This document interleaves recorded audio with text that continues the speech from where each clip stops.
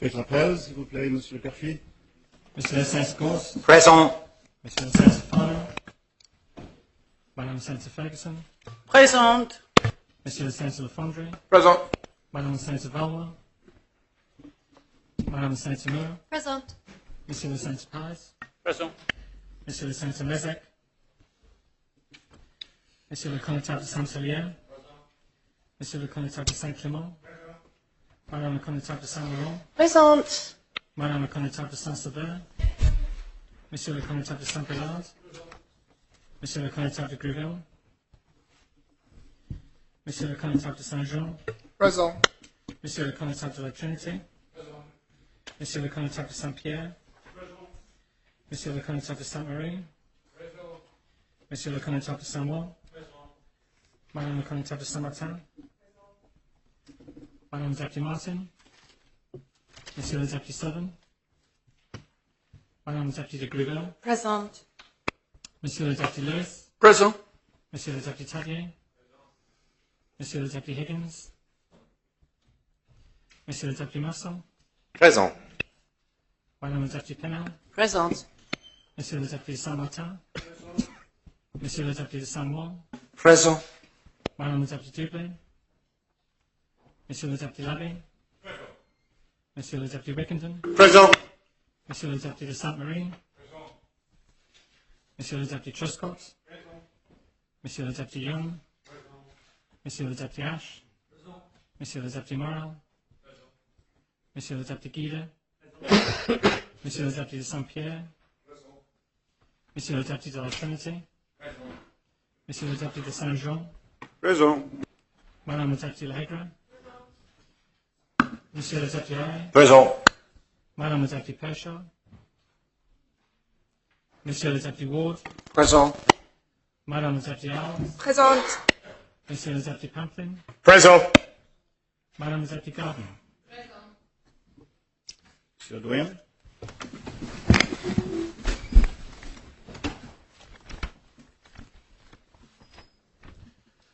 Notre aide soit au nom de Dieu qui a fait les cieux et la terre. Amen.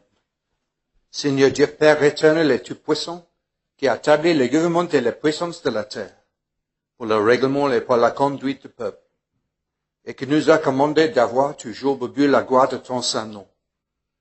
Nous te prions qu'il te plaise de donner à cette assemblée le don de conseil et de prudence, d'unir les cœurs et les affections de tous ceux qui la composent, et de la conduire toi-même par ton Saint-Esprit, que toute leur délibération est accompagnée de ta bénédiction.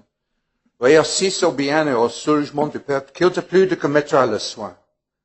Car nous t'en prions, en nom et par le mérite de ton Fils bien-aimé Jésus-Christ, notre Seigneur, qui nous a enseigné de t'invoquer en disant: Notre Père, qui es aux cieux, ton nom soit sanctifié, ton règne vienne, ta volonté soit faite en la terre comme au ciel. Donne-nous aujourd'hui notre pain quotidien, et nous pardonne nos offenses, comme nous pardonnons à ceux qui nous ont offensés. Et ne nous envoie point en tentation, mais délivre-nous du mal. Car à toi la reine, la puissance et la gloire, au siècle du siècle. Amen.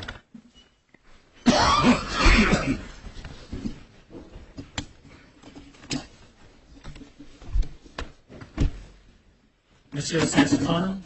Présent. Madame le Sénateur Valois. Malade. Le jury que Madame le Sénateur Valois est en disposé comme par passer sur la tasse en exposé sa santé. Monsieur le Sénateur Mezek. Monsieur le Connétable de Gruville. Sir, I ask that the Connétable be marked FO excuse for today's sitting. His wife's in hospice and he wants to remain with her. I'm sure members agree, therefore excusez. Madame le Deputy Martin. Sir, members will be aware that Deputy Martin faced a recent bereavement. I ask that she be asked FO excuse. Therefore excusez. Monsieur le Deputy Southern. Monsieur le Deputy Higgins. Présent. Madame le Deputy Dublin. Therefore. Madame le Deputy Pershaw. Malade. Je jure que Madame le député Pêcha est tellement disposée qu'elle ne peut pas assister aux tâches sans exposer sa santé.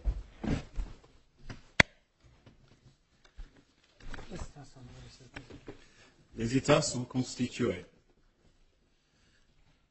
On behalf of members, I would like to welcome His Excellency, the Lieutenant Governor, to the Chamber this morning. And I would also like merely to note that members may have seen the 146 candles set out in the Royal Square on their way in. That marks the Suicide Awareness Day, the beginning of Suicide Awareness Week, and I'm sure members will wish to visit that if they haven't already had the opportunity to do so. Very well. There are no other items under A, no items under B, C, or C. Items under D. The draft amendment number 40, standing orders of the States of Jersey, lodged by the Chairman's Committee. The Government Plan 2020-23 has been lodged by the Council of Ministers. The draft amendment number 41 of the standing orders of the States of Jersey have been lodged by Privileges of Procedures Committee. Similarly for draft amendment number 42. The draft sanctions and asset freezing amendment of law reporting obligations Jersey regulations has been lodged by the Minister for External Relations. The draft amendment number 43 of the standing orders have been lodged by Privileges and Procedures Committee. The draft emergency powers and planning amendment number 3 Jersey law has been lodged by the Chief Minister, as has an amendment. The draft amendment number 44 of the standing orders has been lodged by Privileges and Procedures Committee. Greffier of the States consent to extension of term of office have been lodged by Privileges and Procedures Committee. States of Jersey employees breastfeeding policy has been lodged by Deputy Dugley. A draft charities transitional provisions amendment Jersey regulations has been lodged by the Minister for External Relations. Draft banking business depositors and compensation amendment number 2 Jersey regulations has been lodged by the same Minister.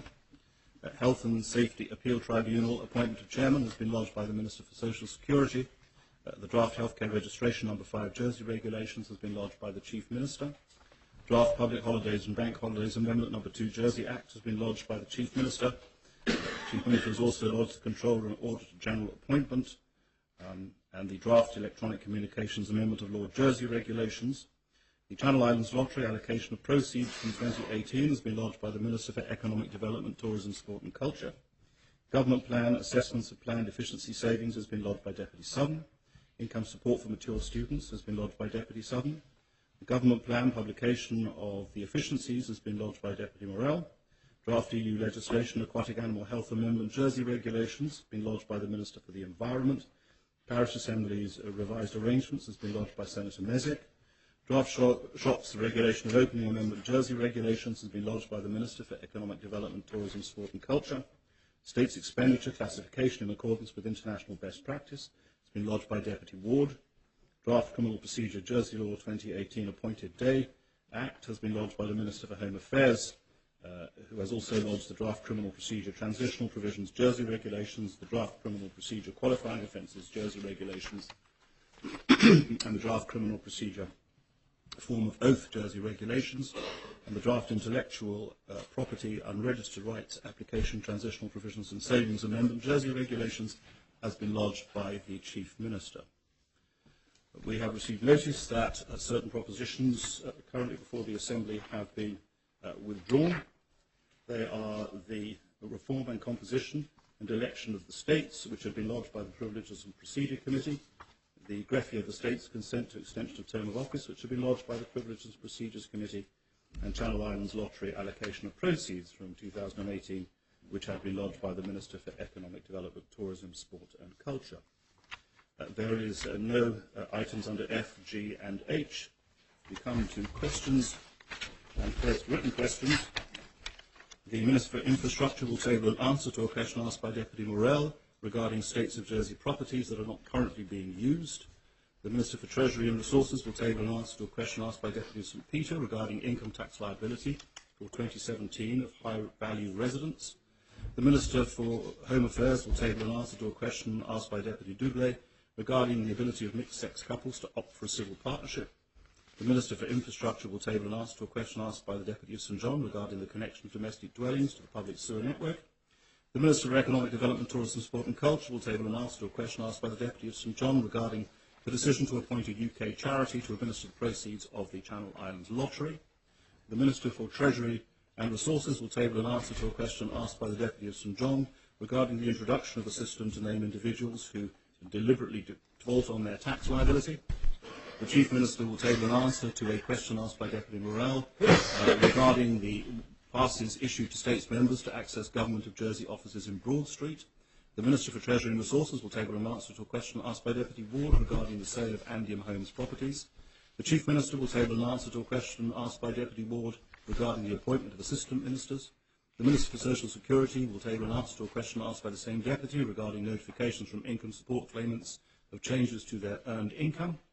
The Minister for Social Security will table an answer to a question asked by Deputy Southern regarding the impact of using 0 hours contracts on workplace pension schemes. The Chief Minister will table an answer to a question asked by Deputy Southern regarding proposed efficiency savings to be achieved in 2020. The Minister for External Relations will table an answer to a question asked by the same Deputy regarding the Government of Jersey's preparation for Brexit. The Minister for Social Security will table an answer to a question asked by Deputy Southern regarding the decision not to expand the list of courses for which funding from income support is available. The Minister for Education will table an answer to a question asked by Deputy Alves regarding the support provided for children with autism. The Minister for Social Security will table an answer to a question asked by Deputy Alves regarding false allegations of defrauding income support. The Minister for Social Security will table an answer to a question asked by the same Deputy regarding the diffuse mesothelioma, a compensation scheme. The Minister for Infrastructure will table an answer to a question asked by Deputy Alves regarding the presence of asbestos in school buildings. The Minister for Home Affairs will table an answer to a question asked by the same Deputy regarding measures to combat radicalisation. Her Majesty's Attorney General will table an answer to a question asked by Deputy Higgins regarding injunctions imposed by the Jersey courts. Her Majesty's Attorney General will table an answer to a question asked by Deputy Higgins regarding legal protections afforded to witnesses before scrutiny panels and review panels. The Minister for the Environment will table an answer to a question asked by the same Deputy regarding the process for granting planning permission. The Minister for the Environment will table an answer to a question asked by the same Deputy regarding the display of site notices. Her Majesty's Attorney General will table an answer to a question asked by the same Deputy regarding the legal powers of the Minister for the Environment in respect of planning and building development consents. The Chief Minister will table an answer to a question asked by the Conetaba Centennial regarding the commemoration of the 75th anniversary of the liberation of Jersey. The Minister for Infrastructure will table an answer to a question asked by Deputy Morell regarding complaints about tax and cab services. The Minister for Social Security will table an answer to a question asked by Deputy Lehegara regarding students aged under 19 whose parents are on income support. The Chairman of the State's Employment Board will table an answer to a question asked by the same Deputy regarding the recruitment of the new Chief Officer of the States of Jersey Police. The Minister for Treasury and Resources will table an answer to a question by the same Deputy regarding the provision of information about departmental expenditure. The Chief Minister will table an answer to a question asked by Deputy Aye regarding the funding of policy development boards. The Minister for Health and Social Services will table an answer to a question asked by Deputy Pamplin regarding staffing levels at the General Hospital. The Minister for Health and Social Services will table an answer to a question asked by the same Deputy regarding preparations for Brexit. The Chief Minister will table an answer to a question asked by the same Deputy regarding progress on the Future Hospital project. The Minister for Infrastructure will table an answer to a question asked by Deputy Pamplin regarding the use of disability access card on Liberty Bus. The Minister for Children and Housing will table an answer to a question asked by Deputy Pamplin regarding the capture of data in respect of new children arriving in the island. And lastly, the Minister for Social Security will table an answer to a question asked by Deputy Southern regarding her priorities to reduce income inequality. Sir? That brings us now to oral questions. Sir? Sorry, sir. May I raise the defo on Deputy Doublé, please? Yes, the defo is raised on Deputy Doublé.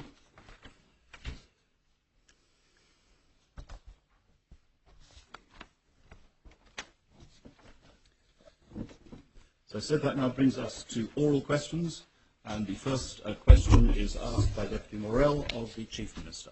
Deputy. Thank you, sir. Given that, on the 7th June 2018, the Minister for Treasury and Resources stated that a review of taxation is ongoing, which will inform future decisions on social security issues and taxation in Jersey, and that the Revenue Policy Development Board was not established until 27th of August 2019, why was the Policy Development Board not established earlier, and will it take over the work of the taxation review? Chief Minister. Yes, sir, thank you. And can I just welcome everybody back to the Assembly after a hopefully an invigorating summer. Unfortunately, there's no point speaking too loudly on this subject generally, sir, because I believe the audio is not working, so it could be hand signals only, I believe. But anyway. Sir, to clarify... So I'm getting an echo here. I can do that. Is that better? Okay. To clarify, sir, the board is not solely focused on taxation. It covers wider issues of revenue raising, and then it does include tax, obviously, but also social security, charges, cost recovery. There are actually potentially instances where we say we recover our costs when we're recharging, but actually we don't. And therefore that's something we're going to be addressing. And we're also looking at certain other issues as laid out in the board's terms of reference. I didn't finalise the board earlier because the personal tax review is only just now nearing completion. That's also identified in 2.1 and 2.2 of the terms of reference. I was also sorting out the final details of the board's terms of reference, its membership and scoping, in conjunction with the other boards I've created. I hope it helps, sir. Thank you, sir. Given the government plan was published in July and is expected to be completed in November, would it not have made more sense to have the Policy Development Board constituted a year ago, given the importance of revenue raising to the success of the government plan? So this is a what I call a longer-term burn. It's a longer-term piece of work, and that's why, in fact, actually, if the deputy looks into, I think it's section 9 towards the back of the plan, it talks about work we're going to be doing in 2020, and some of that will be covered by the Policy Development Board. So although it is a longer-term piece of work compared to some of the other more urgent things that we put in place, it's not an initial priority because obviously any changes to these type of areas do take time. You have to consider them properly. And therefore it was never going to be in play for the 2020 revenue raising period. So. Senator Moore. Thank you, sir. Given that the Chief Minister seems to prefer a long-term burn as his mode of working, what reassurance can he give to members of the public who might be concerned by some of the comments that have been made very public about the potential for increases in taxation? So could I just seek clarifications of what comments have been made publicly about the significant risk of increases in taxation, sir? Yes, if you'd like to clarify your question, Senator. Well, I am sure that the Chief Minister has said that and alluded to that, as has the Treasury Minister in public speeches, sir. Are you able to answer the question? Sir, the statement, I am sure, I'd like a bit more certain to understand exactly when and where she's referring to, sir.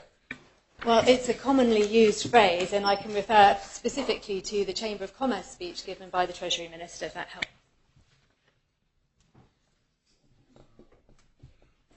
I'm sorry, I'm not deliberately trying to be thick here. I do need a bit more clarity to be able to answer that sort of question. Well, I'm afraid I can't leave a further elaboration of the question to go on. I think we must move on. Deputy Sullivan.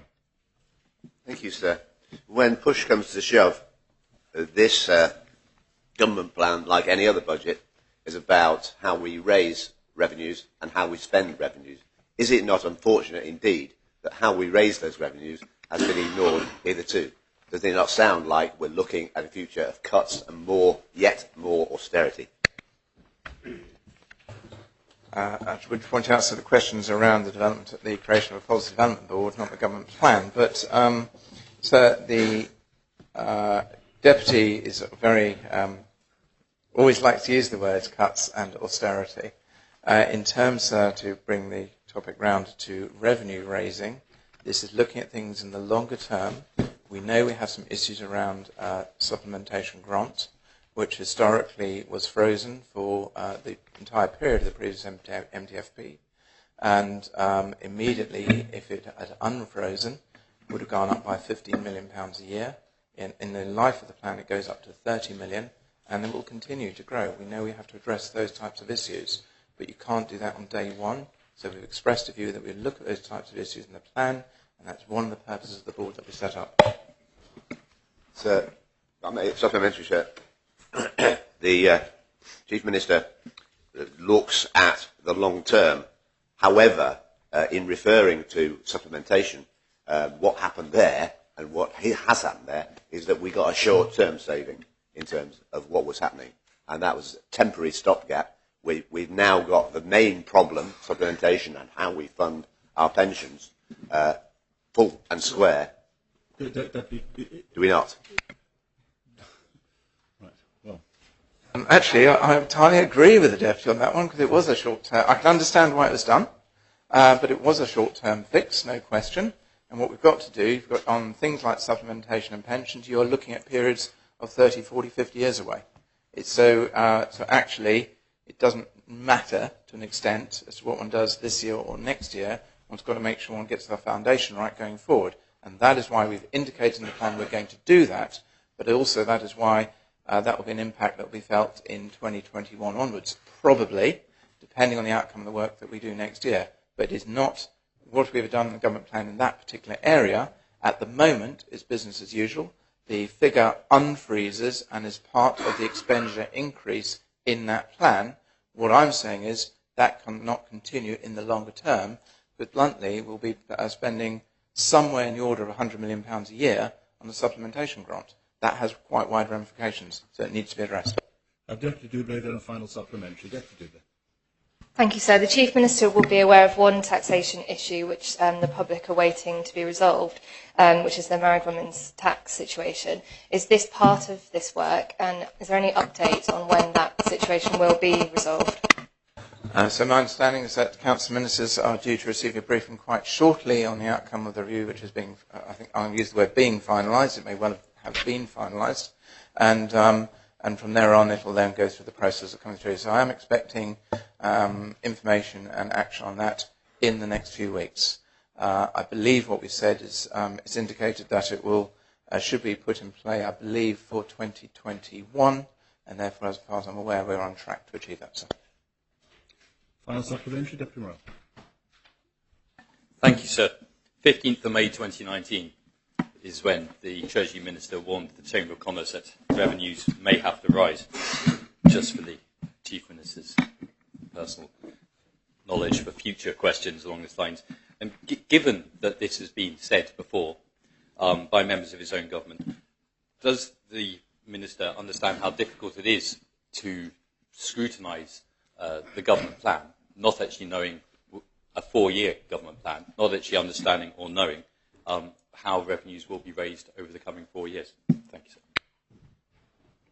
The short answer is no, sir, because what we've indicated is the present position on present revenue projections, and we put some caveats in there around Brexit and those type of pressures that we may face, but it's obviously based on our present system of revenue. Any changes going forward then get updated in the following year's government plan. Don't forget, this is an annual cycle we now are going to go through. That was around flexibility. So the forecasting at the moment is based on the present system, and it shows the revenues work. What we've got to make sure is that any changes that go forward don't make that position any worse. And that will go through the whole normal process of developing the policy, consultation, scrutiny, debates in this assembly, all that type of stuff. You can't predicate where that goes. So our revenue forecasts at the moment are based on the present system with the tweaks that we all know about carrying on forward. Therefore, it should be perfectly possible to scrutinise those plans in their current state. Thanks, sir. Very well. We now come to question 2. The Deputy Higgins will ask of the Attorney General. Deputy. Thank you, sir.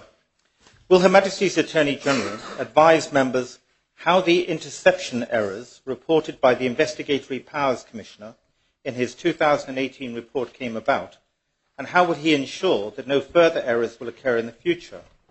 And is it the case that intercepting a person's communications in error is likely to be a breach of the Data Protection Jersey Law 2018?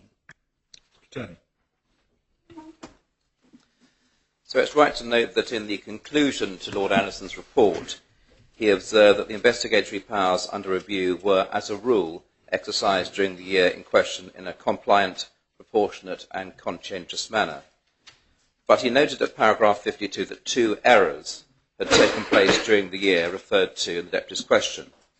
Taking those 2 errors in turn, the first involved the hard copy of a warrant collected by the State Jersey Police from my office. The warrant was taken away, actioned, and the warrant was copied immediately, scanned into the system at the police station, The original was destroyed in error. The fact of the destruction of the original was picked up by the State Police's own internal processes. That was reported to me and notified to the Commissioner on his annual inspection. He was not very concerned by this issue, as is clear from his report. The document in question never left the police station. It was destroyed in that location. But there's been a change in process to eliminate the risk of any further accidental destruction, and new fields have been added to the in-house audit trail to ensure this cannot occur again. In relation to the interception of an incorrect telephone number, the second error referred to in the report of the Information Commissioner, the number intercepted was the subject of an approval granted by me. The number had been properly sourced, but the number was not in fact linked to the subject of the consent.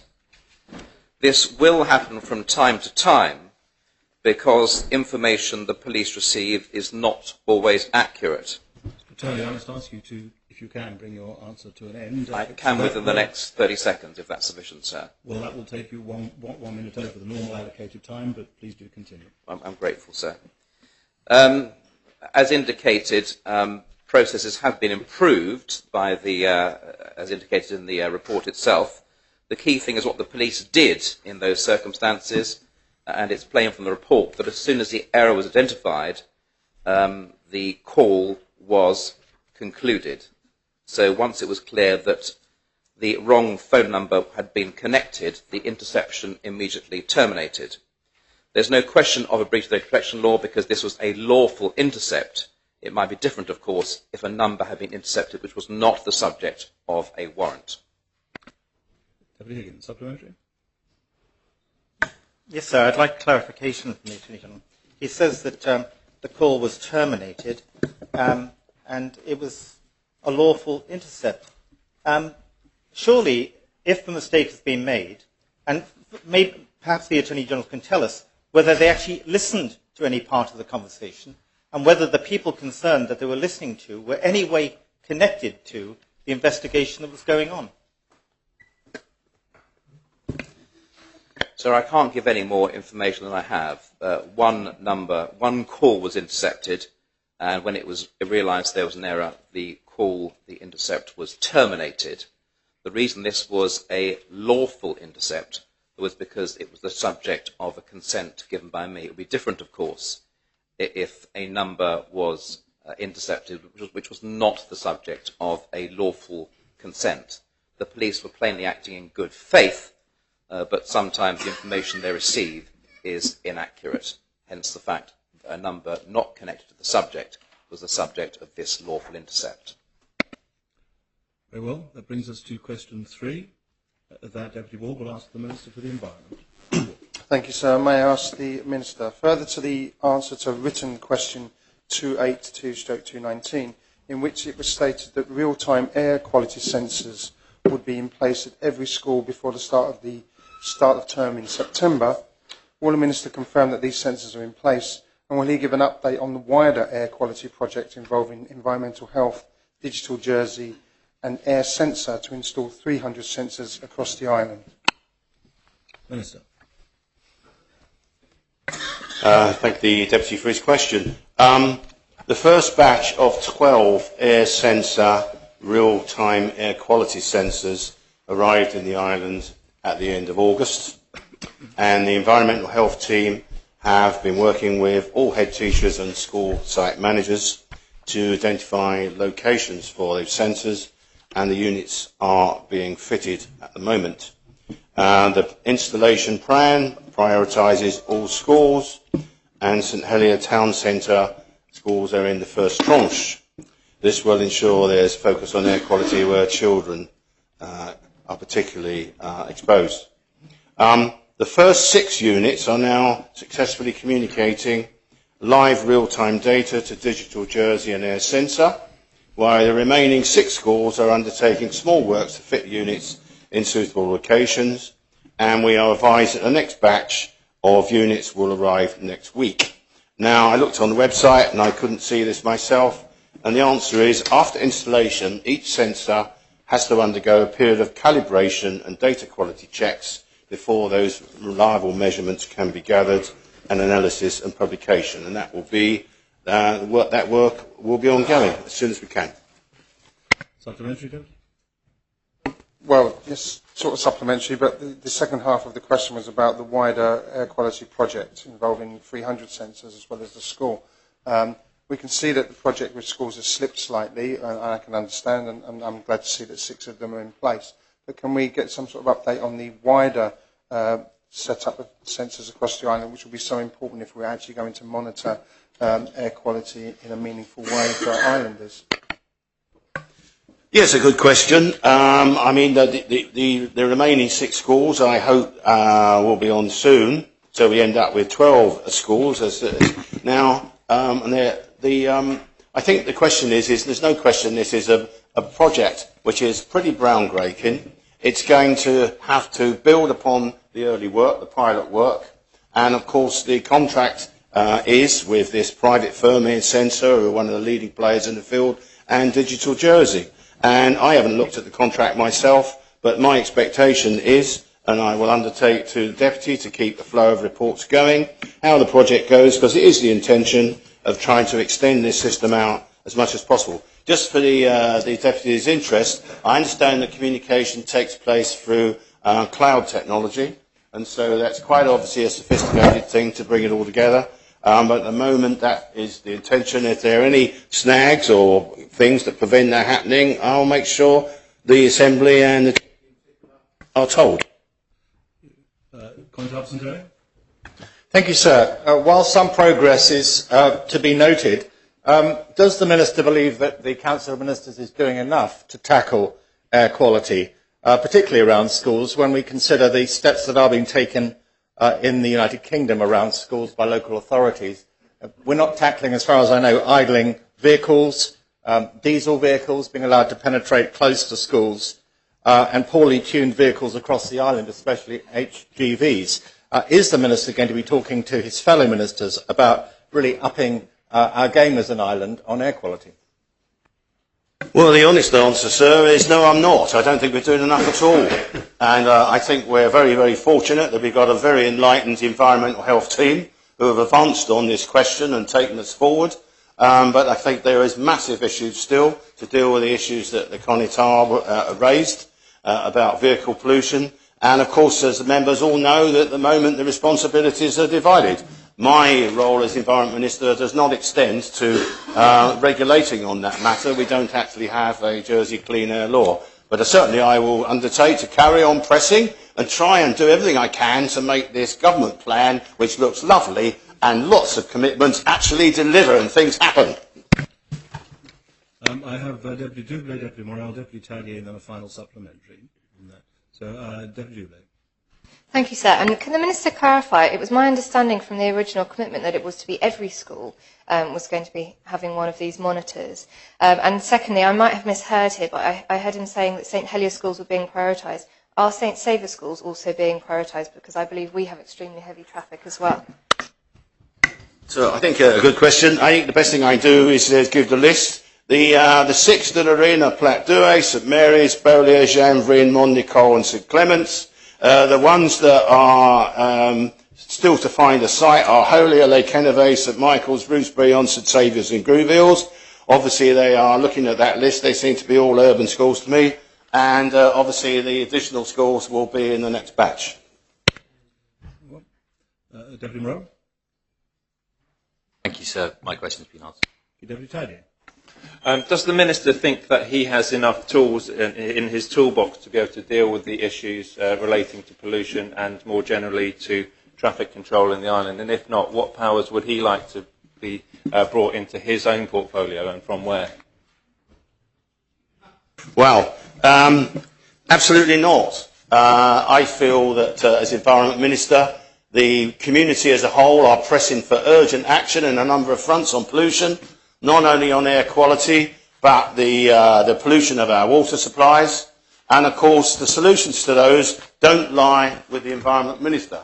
They may do in some cases where we've got a law where we can use the heavy hand of regulation and at the extreme enforcement through action in the courts, but frankly that's not good enough. And I know other jurisdictions do these things in different ways. They have stronger laws, different structures. I hope in the fullness of time that what I consider the unsatisfactory allocation of responsibilities in the setup of their council ministers will in fact address those things in time. I'd hope that it had happened by now, but I think it's work in progress for the future to try and make sure, as I said, the plans that we have and the really good objectives we've got, we can actually deliver them. So could I push the Minister further on what he sees as the unsatisfactory setup in the Council of Ministers for him to be able to deliver on this key area, and what changes he would make to that system for the betterment of the island?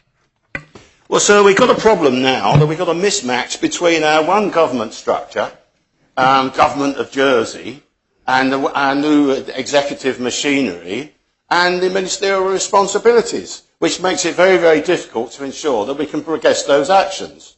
And personally, I'd like to see that resolved. I asked for it to be resolved when I got elected back in 2018. Still not happened. It's still a problem. It's a priority as far as I'm concerned. Very well. Final supplementary, Deputy Mayor. Thank you, sir. So I've been asking about this question really since I started here about measuring air quality. And would the Minister not agree that unless we have the sort of detailed information both in urban and non-urban areas about the quality of the air that we're breathing, any policy made for the future will be policy in the dark and will not be informed well enough to make the sort of changes which may be difficult, particularly in urban areas, to make the changes that we desperately need in order to protect our population, particularly our young children around schools. Yes, I think the Deputy is right, sir. I think in the area of environment, and particularly environmental regulation, we have to make sure our policies are based on actual factual information. For example, when we decide whether to ban agricultural substances, we rely on scientific evidence. And that scientific evidence needs accurate information. I think I've demonstrated in my time, but I think I've been the first to publish the detailed results of water pollution measurements so people will see it. Here is an issue where the subject is a little bit more difficult. It's in the air, and therefore we need the best technology to do it. But of course it's important that these programmes are properly resourced, which is where obviously the government plan comes in. I'll leave that to others. Well, we come to question 4. The Deputy Sir Martin will ask the Minister for the Environment. Deputy.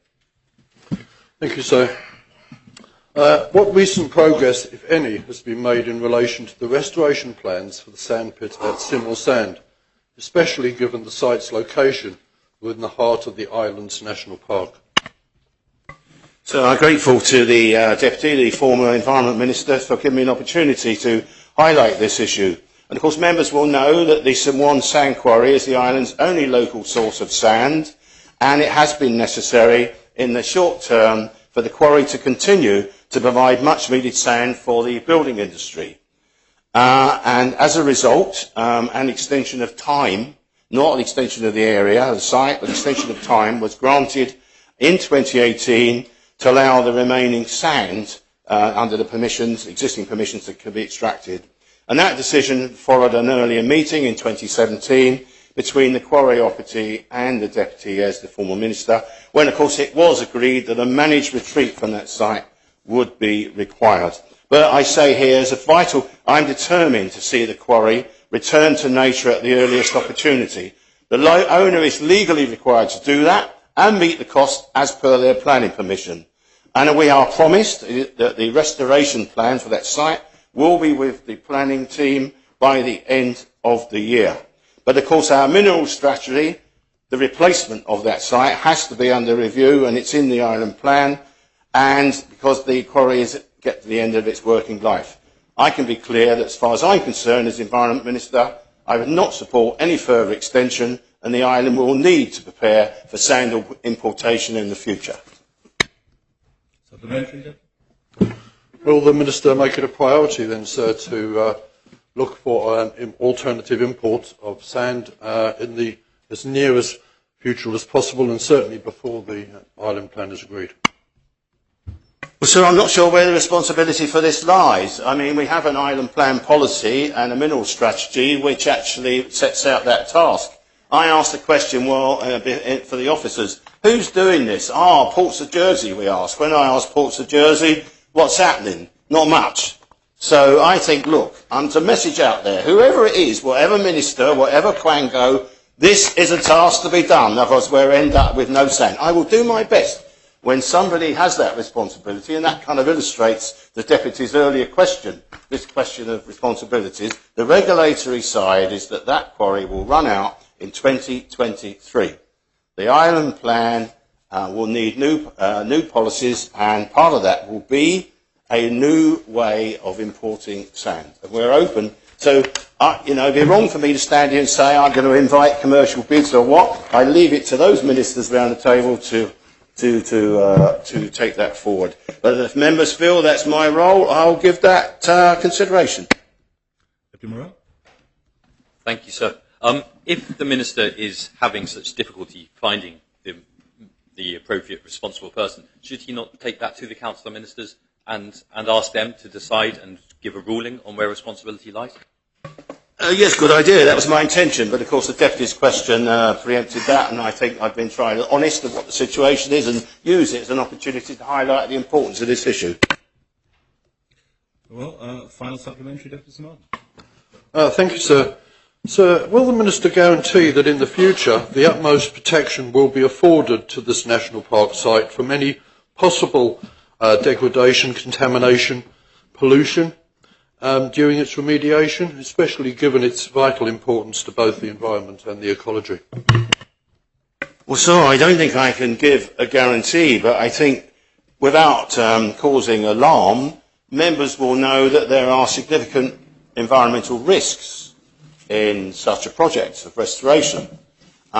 We already know, and this was in the PFOS report, that the water in that site is heavily polluted with PFOS, very high levels.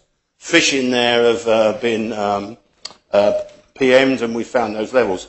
Obviously, the worry also is Jersey Water extracts from boreholes nearby. And if there's anything that changes the hydrological gradient, that could potentially affect it. Those issues have got to be looked at in a proper scientific hydrological study, and I've made it clear to the planning officers that needs to be done as part of a work on a restoration plan. There's never a guarantee, but I think we clearly see the risks, and I should make sure we do our best. That brings us to question 5. The Deputy Elders would ask of the Chairman of the States Employment Board. Deputy. Thank you, sir. Will the Chairman advise how public sector employees are informed of their entitlement to an exit interview post-resignation? Chairman. Comment Alverson to answer the question, sir. Thank you, sir. And I'd also like to thank Deputy Elders for allowing me to answer this question, although she may regret the decision once she's had the answer. The Government of Jersey leavers process requires managers to book an exit interview with an employee once they've resigned. It is the manager's responsibility to inform the employee of this entitlement. Where an employee does not want an exit interview with their line manager, an alternative is offered either by a more senior manager or with a human resources advisor. Thank you, sir. Will the Chairman therefore advise why guidance regarding the entitlement to an exit interview is not included in any correspondence post-resignation to States employees, as can be confirmed by 3 members of this Assembly, including myself, who left States employment last year? Yes, I thank the Deputy for her question. I cannot give her an immediate answer because I wasn't aware of that issue, but I will undertake to investigate that and get back to her. But if that is the case, then I can assure her it will be implemented immediately so that future employees who leave will have that in their leaving documentation if that is not the case. Deputy Taylor? Does the Minister agree that there's a difference between being informed that you're entitled to an interview and being invited to give an exit interview? And will he make inquiries with the relevant people and officers to make sure that when any member of staff leaves that they are invited in a timely manner to give an exit interview, but also that it's with the right person conducting the interview, not necessarily the person directly employing them from their particular section? Yeah, I thank the Deputy for his question. I think that's pretty much what my answer said, although it's probably spun out in a way that didn't make it clear. But it is the manager's responsibility initially to approach the employee and ask them if they would like an exit interview and to book that interview. If the employee says that they don't want an interview with their manager, perhaps because that's the reason they're leaving, then they're offered an alternative with either another senior manager or a HR advisor. So that is in place. But I will undertake to the Deputy to double check that that is the case. But that is my understanding of what happens. Okay. And if, so supplementary, if it's the manager's responsibility to make them aware of the exit interview, what are the consequences if managers don't do that? Well, without wishing to go into much detail, that they're in breach of their managerial employment code, the state's employment code, so that they could be disciplined if that was the case and they refused to do it. It's worth making the point that we are implementing an online HR system which will allow us to check that much more accurately. And I'll refer the Deputy to a question that was put to the House on the 2nd of July this year. That we did give an undertaking that will be implemented by the end of this year. And I can assure the Deputy that that is going to be the case. I've seen some first cuts of it, but it will allow us to monitor these things much more closely to ensure that these things do take place. Because clearly I think we all agree it is important to find out why employees are leaving us and to record that and see whether there's a trend. Deputy Banton. Thank you, sir. Thank the Constable for referring to my written question on the 2nd of July, which prompts my question, where he does state the revised exit interview process will be live during the last quarter of the year. Could we have some exact details on that? And does he agree with me that a robust exit interview programme reduces the company's, or in this case the State of Jersey, exposure to certain types of prospective liability, such as whistleblower claims?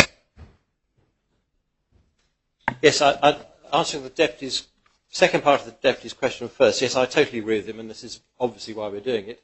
I have seen a first cut of the system, and it will record contractual reasons for leaving as well as employees' stated reasons for leaving, and we will be able to collate that and see where there are trends which we would be concerned about. Quick supplementary, sir. And can he confirm, it says in the written answer, this will be triggered for all leavers, not just those members who resign?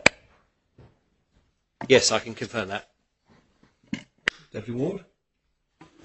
Thank you, sir. May I ask the Minister, would the Minister agree that it's clear that exit interviews are not happening consistently as a matter of course, and therefore any outcomes from them is limited, particularly in areas where bullying and harassment may be an issue for a member of staff leaving?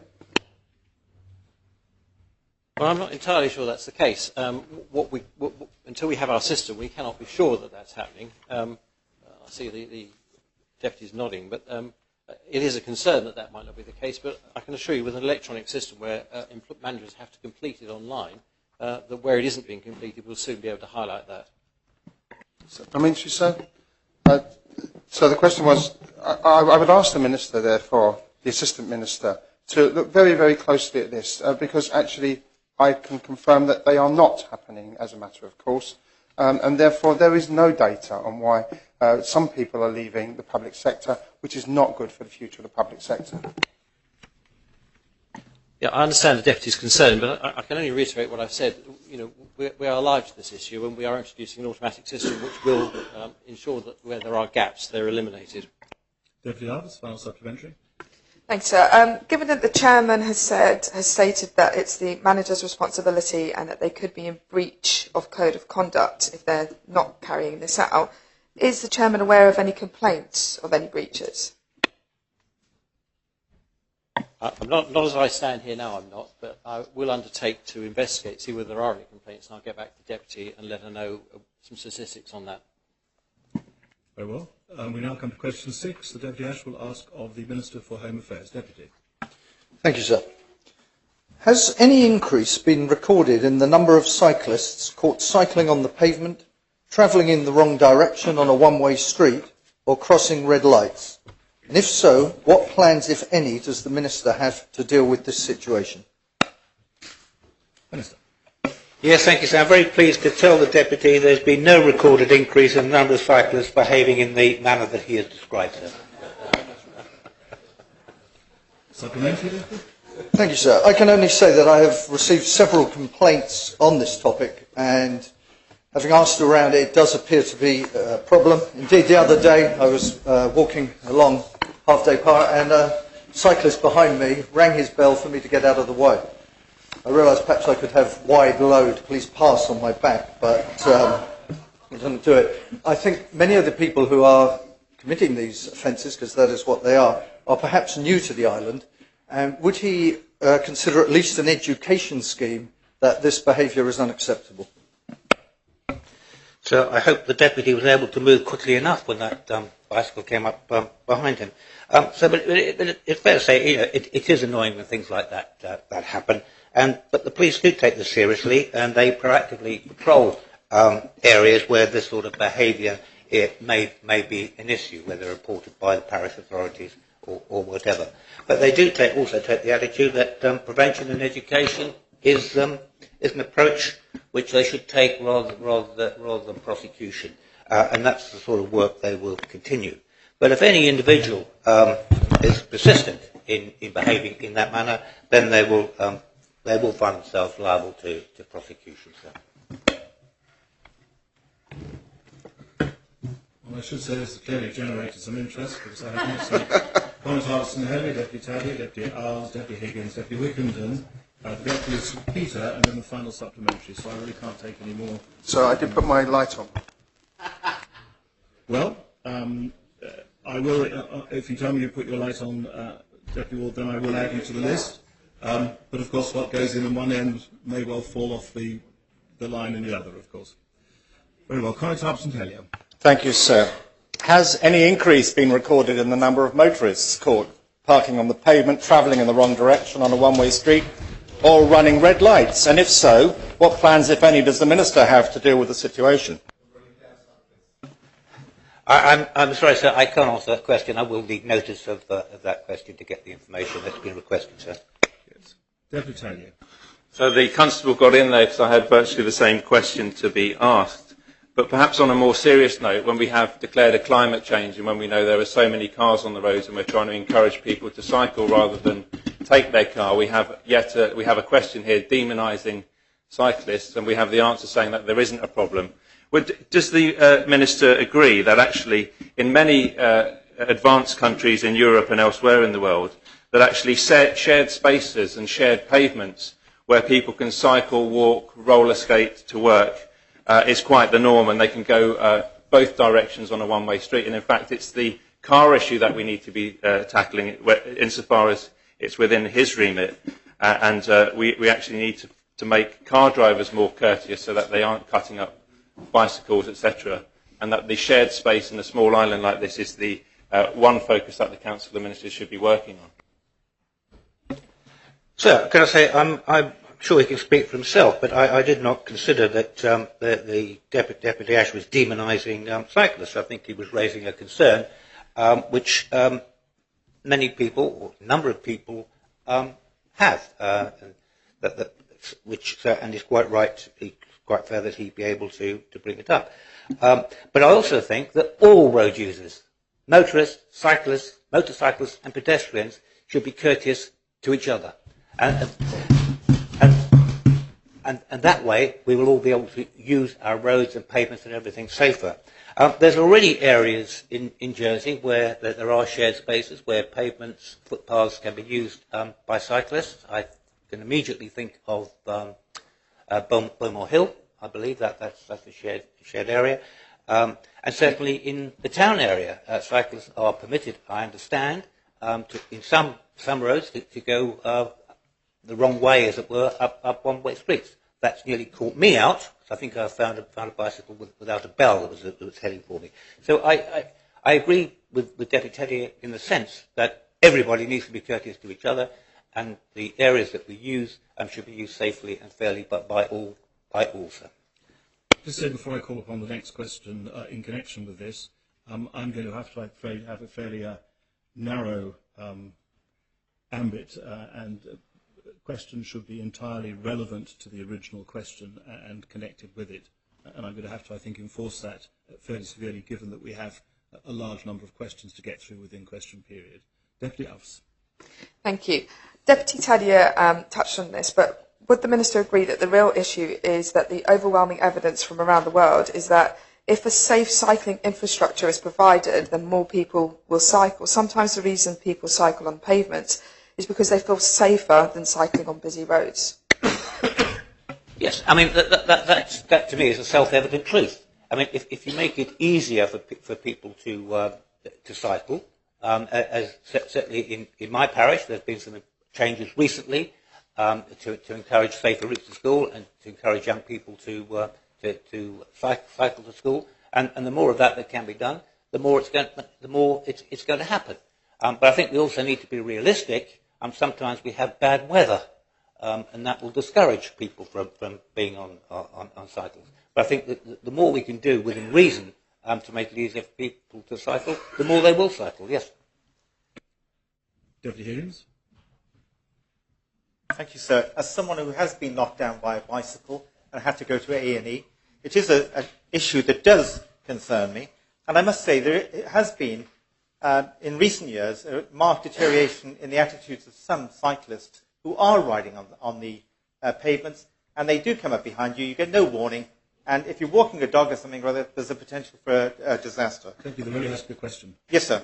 Well, what I would also like to say is, sir, on the avenue on Thursday, cyclists are restricted. It's important, sir, from a public safety point of view, that they follow the rules. Indicated it has to be limited. Okay. And in that case, sir, very quickly. Okay. I would just ask the Home Affairs Minister, please, to look at this matter, because we do need to do something about it seriously before someone is seriously hurt. Thank you.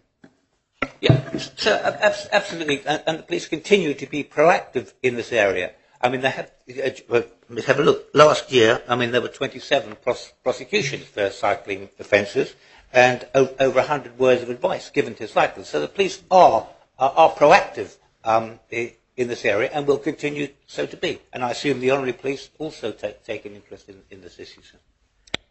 Well, Deputy Rickenden. Thanks, sir. Would the Minister agree that any member of the public who sees somebody in control of a vehicle that's at risk to themselves or others should report it to the police, therefore allowing the Minister to answer this question appropriately, because the police will have the correct information? Well, I'm not quite sure if I understood the question, but if it was, if a member of the public is witness to a crime, then of course they should have a public duty to report that to the appropriate authority. In this case, would be the State of Jersey Police. Deputy St. Peter. Oh, thank you, sir. Would the Minister consider the return of the cycling proficiency test? I don't know who remembers taking it.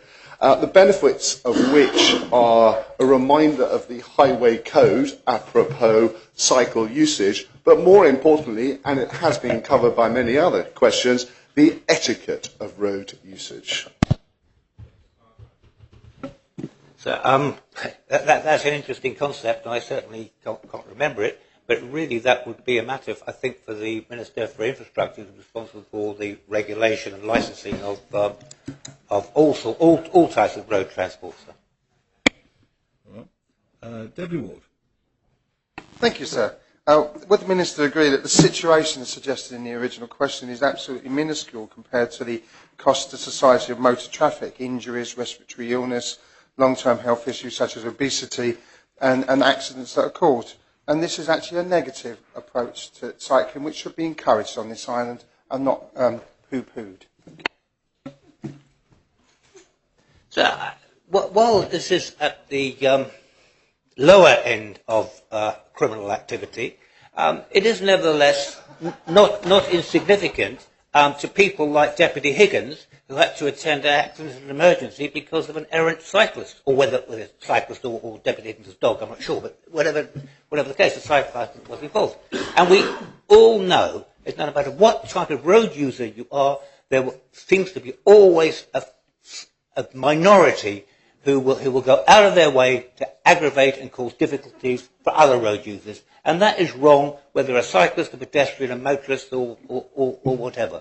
So I wouldn't belittle the impact that some activity, a very small amount of activity, does have on pedestrians, sir.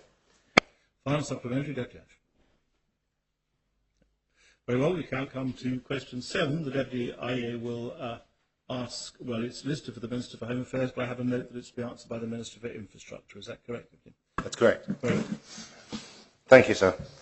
Will the Minister advise the Assembly whether he has any plans to reintroduce the registration of all bicycles, and what consideration, if any, he has given to the introduction of measures to ensure that all cyclists are insured? Thank you, sir. In 1999, sir, and then in 2010, propositions were brought before the Assembly to consider, and in both cases were rejected. In response to the 2010 proposition, the TTS department provided a detailed report which concluded the disadvantages of a registration scheme outweigh any advantages. In particular, that it would jeopardise the success of the sustainable transport policy by discouraging people from continuing to cycle or take up cycling, a healthy, zero-emission pursuit that helps reduce congestion and contributes to sustainable transport. The UK government also considered the matter in 2018 and similarly concluded the cost and complexity of introducing such a system would significantly outweigh the benefit. It was also noted there was evidence that in other countries that have trialled these schemes have withdrawn them. Thanks, sir. Supplementary. Thank you, sir. We have to avoid the intermingling of cyclists with pedestrians, especially on our high streets, King Street, Queen Street, where accidents are inevitable. The separation of cyclists and pedestrians would be a way of avoiding this. Ensuring some form of identification would be beneficial, but more importantly, ensuring all cyclists would... This has every flavour of the speech. Does the Minister agree that we need to put measures in place now before a serious accident transpires? Yes, I agree with the sentiments of the Deputy, sir. It's already obviously illegal to cycle in King Street, Queen Street. We are pressing ahead with as many cycle routes as we can. We've not long opened the one up through St Peter's Valley. We're continuing to expand. We just finished the bridge area down at La Collette. I would love to get the eastern cycle routes sorted as soon as possible. That work is ongoing. But it's not easy, so I would echo the Home Affairs Minister's sentiments that we should be courteous to each other. Where there are shared areas, I know the Constable of St Helier and myself have had messages regarding Arve de Pas. It is priority to pedestrians, and I ask people just to ring the bell and be courteous to one another. Thank you, sir. Thank you, sir. And a cycle path in King Street and Queen Street would be an excellent idea, and I thank the Minister for that suggestion, certainly early in the morning. Maybe I misheard.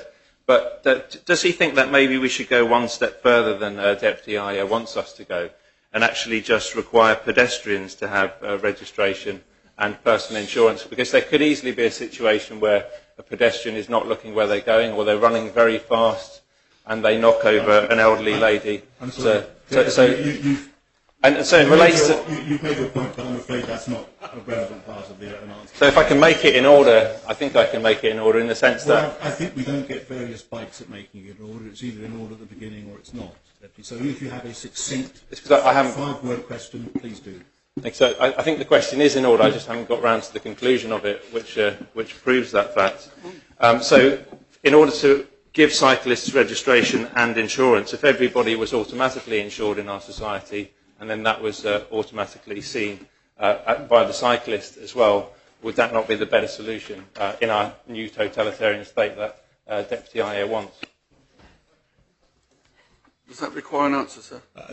You can answer it in any way you think is appropriate. I would get the go, sir.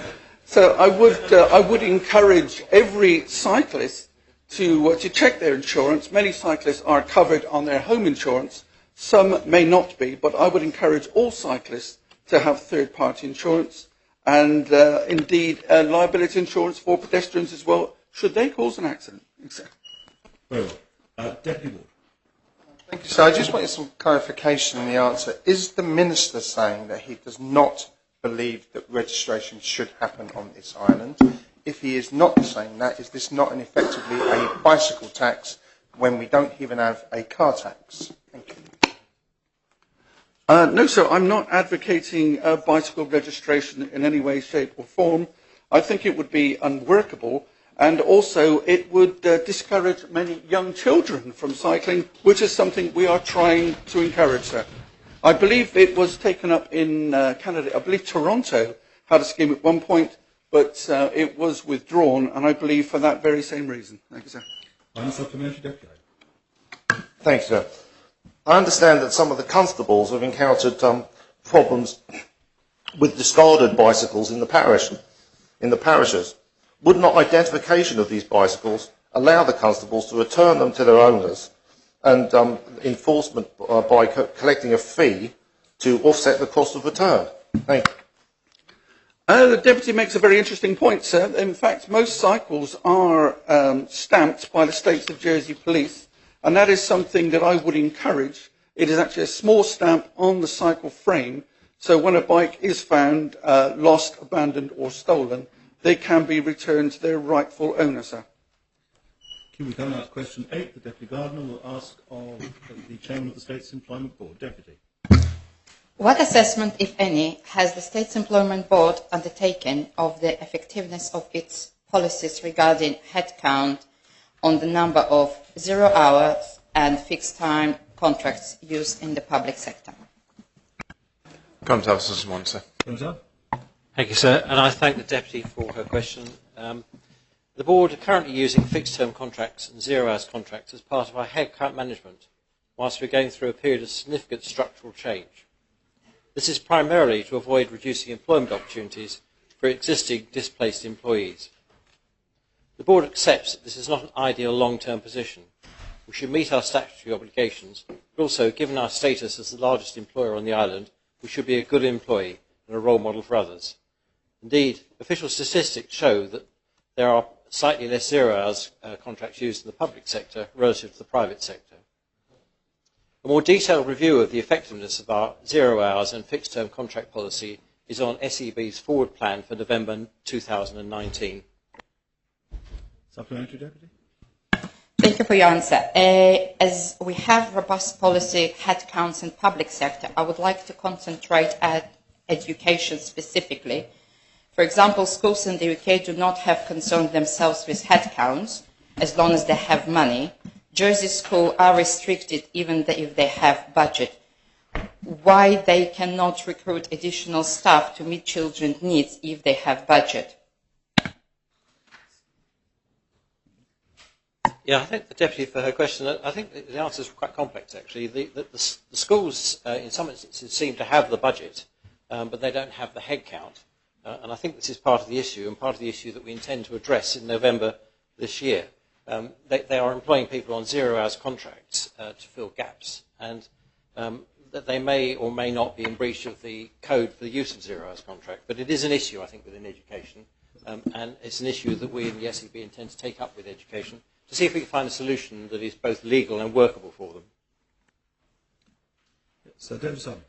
Yes, the respondent was talking obviously about numbers in front of him. Could he circulate those numbers in terms of private versus public sector use of 0 hours contracts? And can he say when the process of reallocating staff is going to end? Are we likely to see the end of that in 2020, in 2022, or in the next government plan?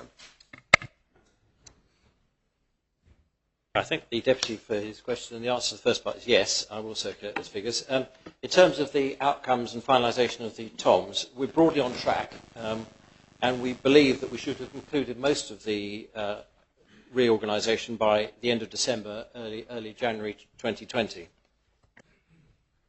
And so we can expect to see a reduction in the number of 0 hours and short-term contracts around that time, first quarter 2020. Is that okay? Yes, broadly speaking, I would say the answer to that is yes, but we'll have to review individual cases. There are currently 126 0 hours contracts which have been in place for longer than we would ideally like to see, and those we'll be concentrating on first. However, I think I should make the point that there are some people who are happy to work on 0 hours contract because it suits the way they work, but in the vast majority of cases that's probably not the case. David Ward. Thank you, sir. I just go back to the issue of fixed contracts and 0 hours contracts in education and headcount.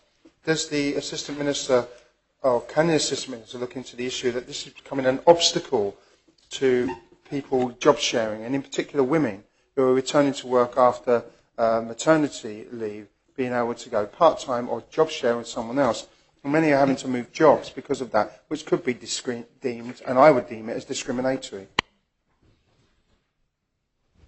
Yes, I thank the Deputy for his question, and I share his concerns, and it is something we will be looking into. In November, the 0 hours and fixed-term contract review is just the start of that review. It's employment issues within not just education, but also other areas within our staff. Supplementary, sir. Can I just ask the Assistant Minister whether, therefore, you have seen that as an issue in the SCB, and that is something that is recognised in terms of, in particular, women returning to work after maternity leave?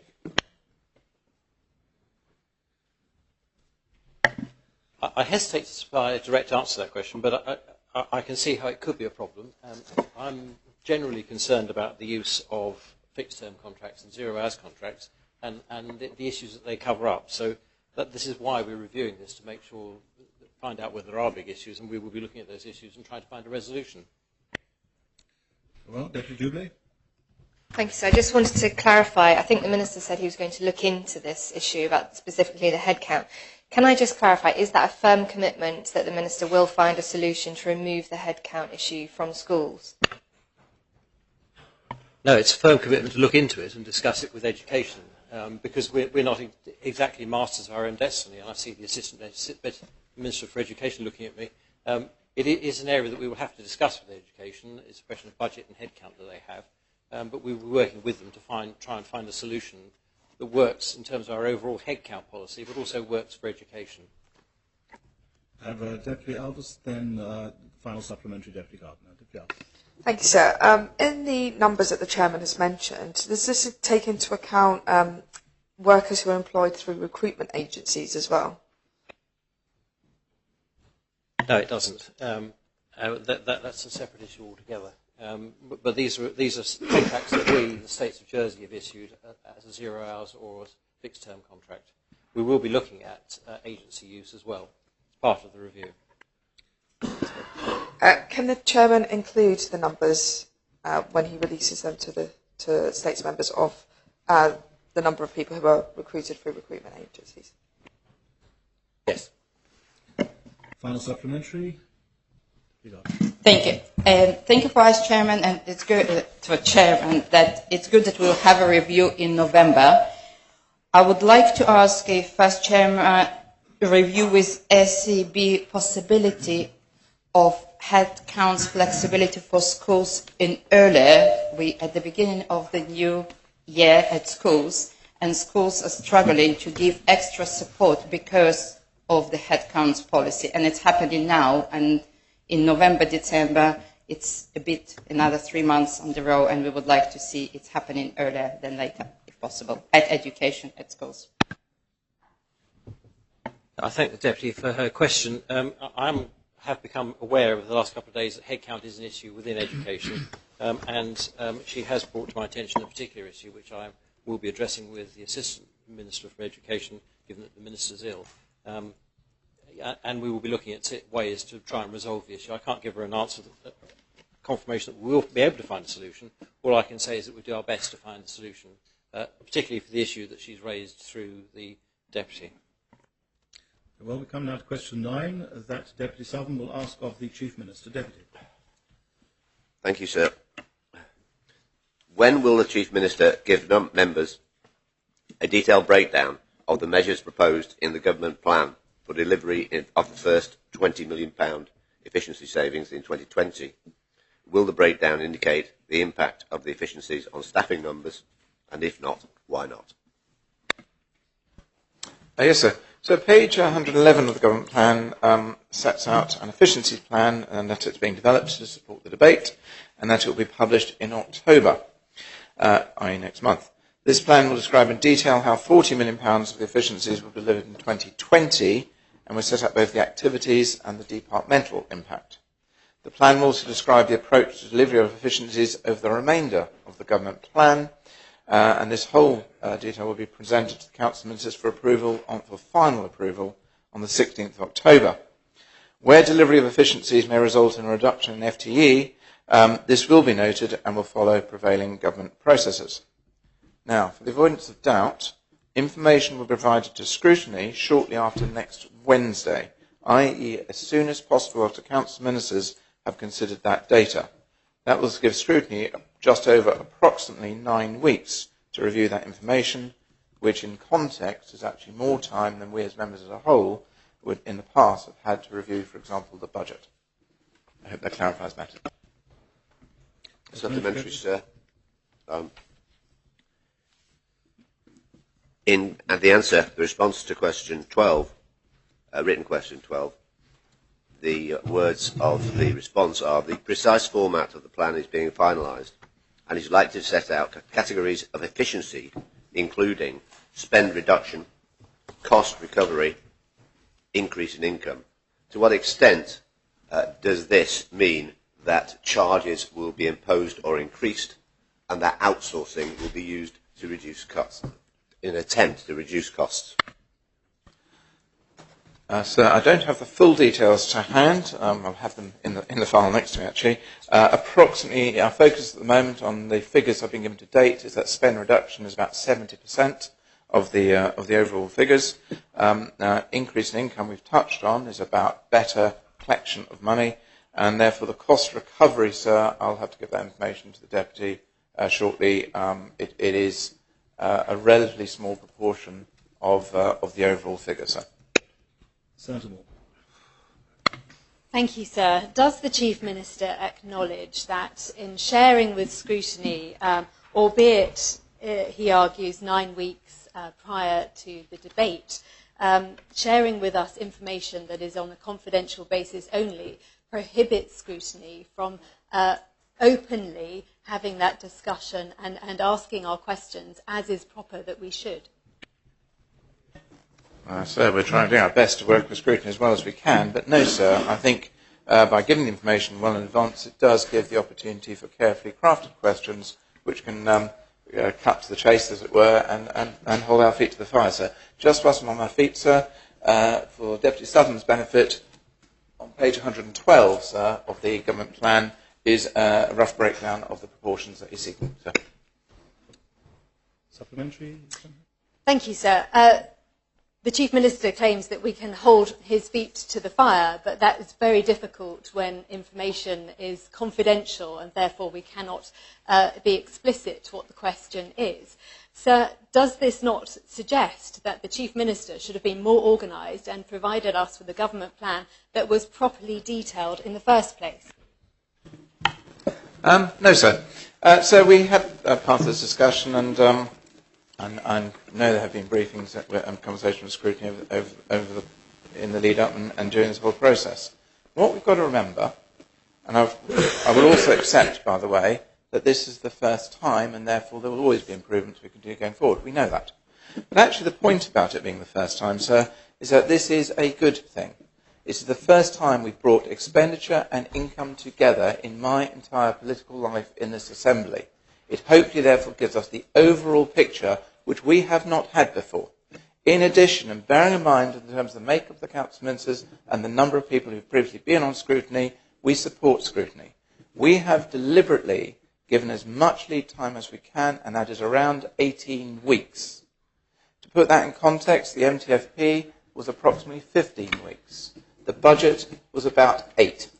So we have given significant amount of time for members to look at, and we believe, and therefore, sir, yes, bring those questions forward. We will do our very best to answer them, but we are giving a lot of time for review, much more than has previously been the case, sir.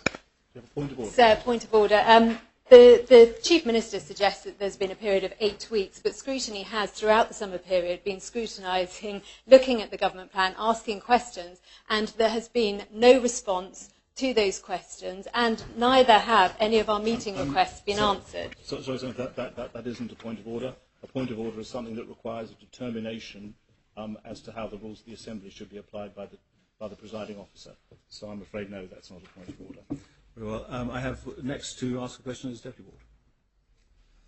Thank you, sir. Did you say Deputy Ward? Sorry. I did. I couldn't hear very well. Thank you, sir. May I ask the Minister how much of the saving of this year is reliant upon outsourcing and short-term gains from outsourcing, which we've seen before has not been effective for this island? Sir, I think to answer that question in the wider context, the focus on the savings for 2020, as I said, is around, I think it's around 70% roughly, is around spend reduction. A lot of that is around restructuring, it's around removing duplication, removing waste. That's different to outsourcing. I can't guarantee there is none, but it is not the main focus of the efficiencies. What I will say is then, and in the wider context, because I genuinely do believe this, and I think it's a point worth making, in the 14 years I've been in the States, and the number of savings plans and CSRs and whatever it is, spending reviews that I've been through, I genuinely feel that this is different.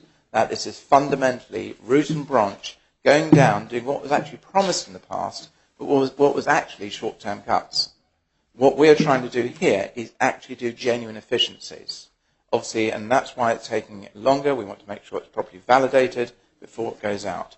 But I hope that gives the context and gives some flesh to the answer that the Deputy seeks. Supplementary says, yes. It really is a specific question about outsourcing. And the idea of efficiency working in that way is great. But outsourcing has not been good.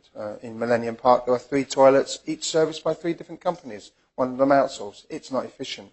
And the outsourcing is perhaps the worst issue there. So I just specifically wanted to know about outsourcing and how much was due to outsourcing, where profit is made by other companies. Can you help about outsourcing?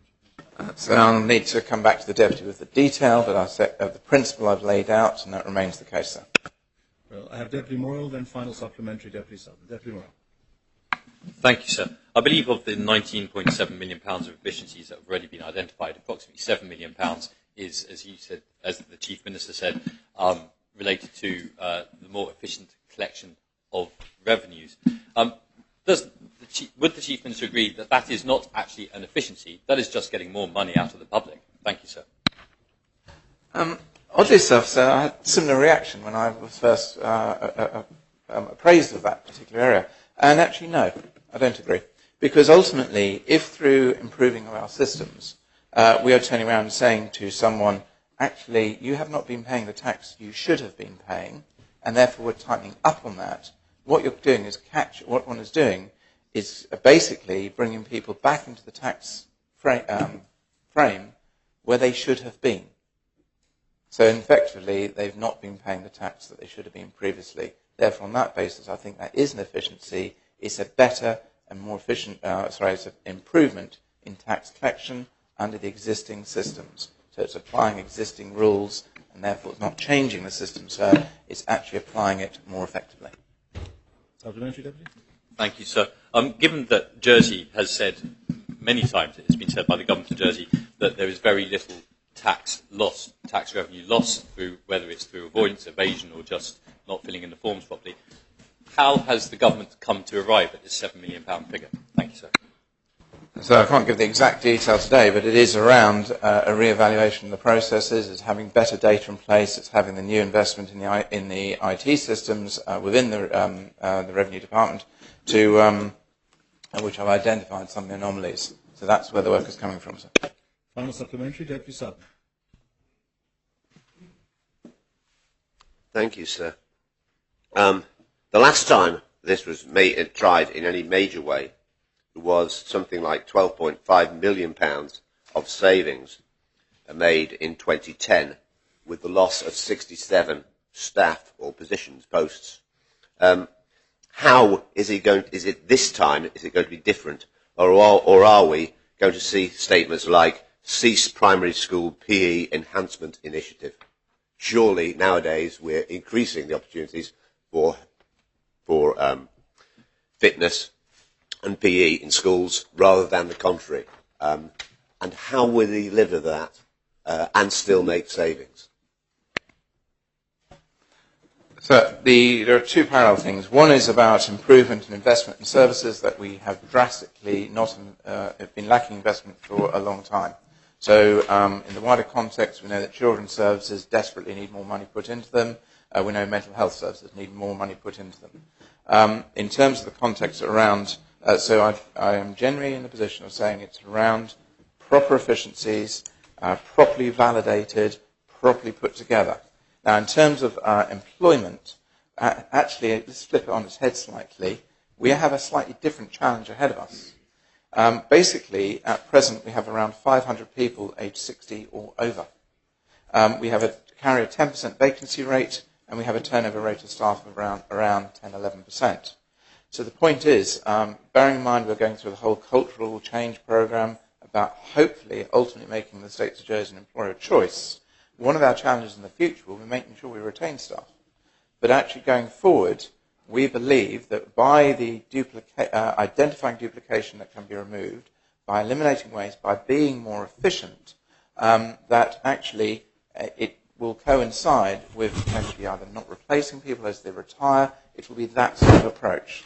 If in some instances there are jobs that are put at risk, there are very clearly identified processes, and we will always seek, if it's appropriate, to put those people somewhere else in our system, and usually that would be to replace things like agency staff who are actually more expensive, and that in itself would represent a saving. So it is a different approach to the approach that the Deputy has suggested, which I accept may have been the case in the past, where it's been a cut. If he's got evidence to the contrary, please come have a discussion, and no doubt, as I said, that will be coming first through to scrutiny and then to members over the next few weeks. Well, we now come to question 10 that Deputy Pampling will ask the Minister for Infrastructure. Deputy. Thank you, sir. Further to the Minister's answer to my written question, 378/2019, will he confirm that the trial of the Disability Access Card will be continued or made permanent? Minister. Thank you, sir. Sir, I'm pleased to confirm, sir, that the Avachi Access Travel Pass scheme for Jersey residents with a prescribed disability will be continued beyond its initial trial period, which has been due to end on the 31st of December 2019. And I will be signing a ministerial decision to this effect shortly. The scheme will remain exactly as per the format adopted for the initial trial period, and all existing pass holders will be able to exchange their current travel pass at no charge, while new applicants will receive a pass with the extended validity already applied. Thanks, sir. Supplementary, then? Thank you, sir, and that's good news, and I thank the Minister for confirming that. As he noted, in 3 months' time the passes would have expired, so that is very pleasing to hear. However, will he agree to undertake a meeting with various disability charity groups who have been supporting islanders with long-term access needs in the process, just to review how it's gone from that perspective and how we can tweak it and make it better and more easier for those with long-term access needs in attaining this pass? Thank you, sir. Indeed, sir, I believe my officers are doing that very thing, sir. May I just sort of point out the Avachi Access uptake? As of August 2019, there are at present 615 passes in operation, sir. Very well, we now come to question 11 that the Conor St Heli will ask the Minister of the Environment. Conor. Thank you, sir. Does the Minister intend to bring the South West St Helier master plan to the States for adoption, and if not, why not? Minister. Thank you, Conor, for his very timely question, because the South West framework, South West St Helier framework, is out for consultation until the 28th of September. And of course I will be considering, as Minister, I will be considering the responses to both those received and also from the public workshop, which I myself and the Conor attended yesterday, and have to make decisions on amendments before it's adopted. And now, in advance of that decision, a few weeks away, I considered the merits and demerits of submitting the planning framework for a state's mandate. And my thinking now is that I am minded not to do so for the following reasons.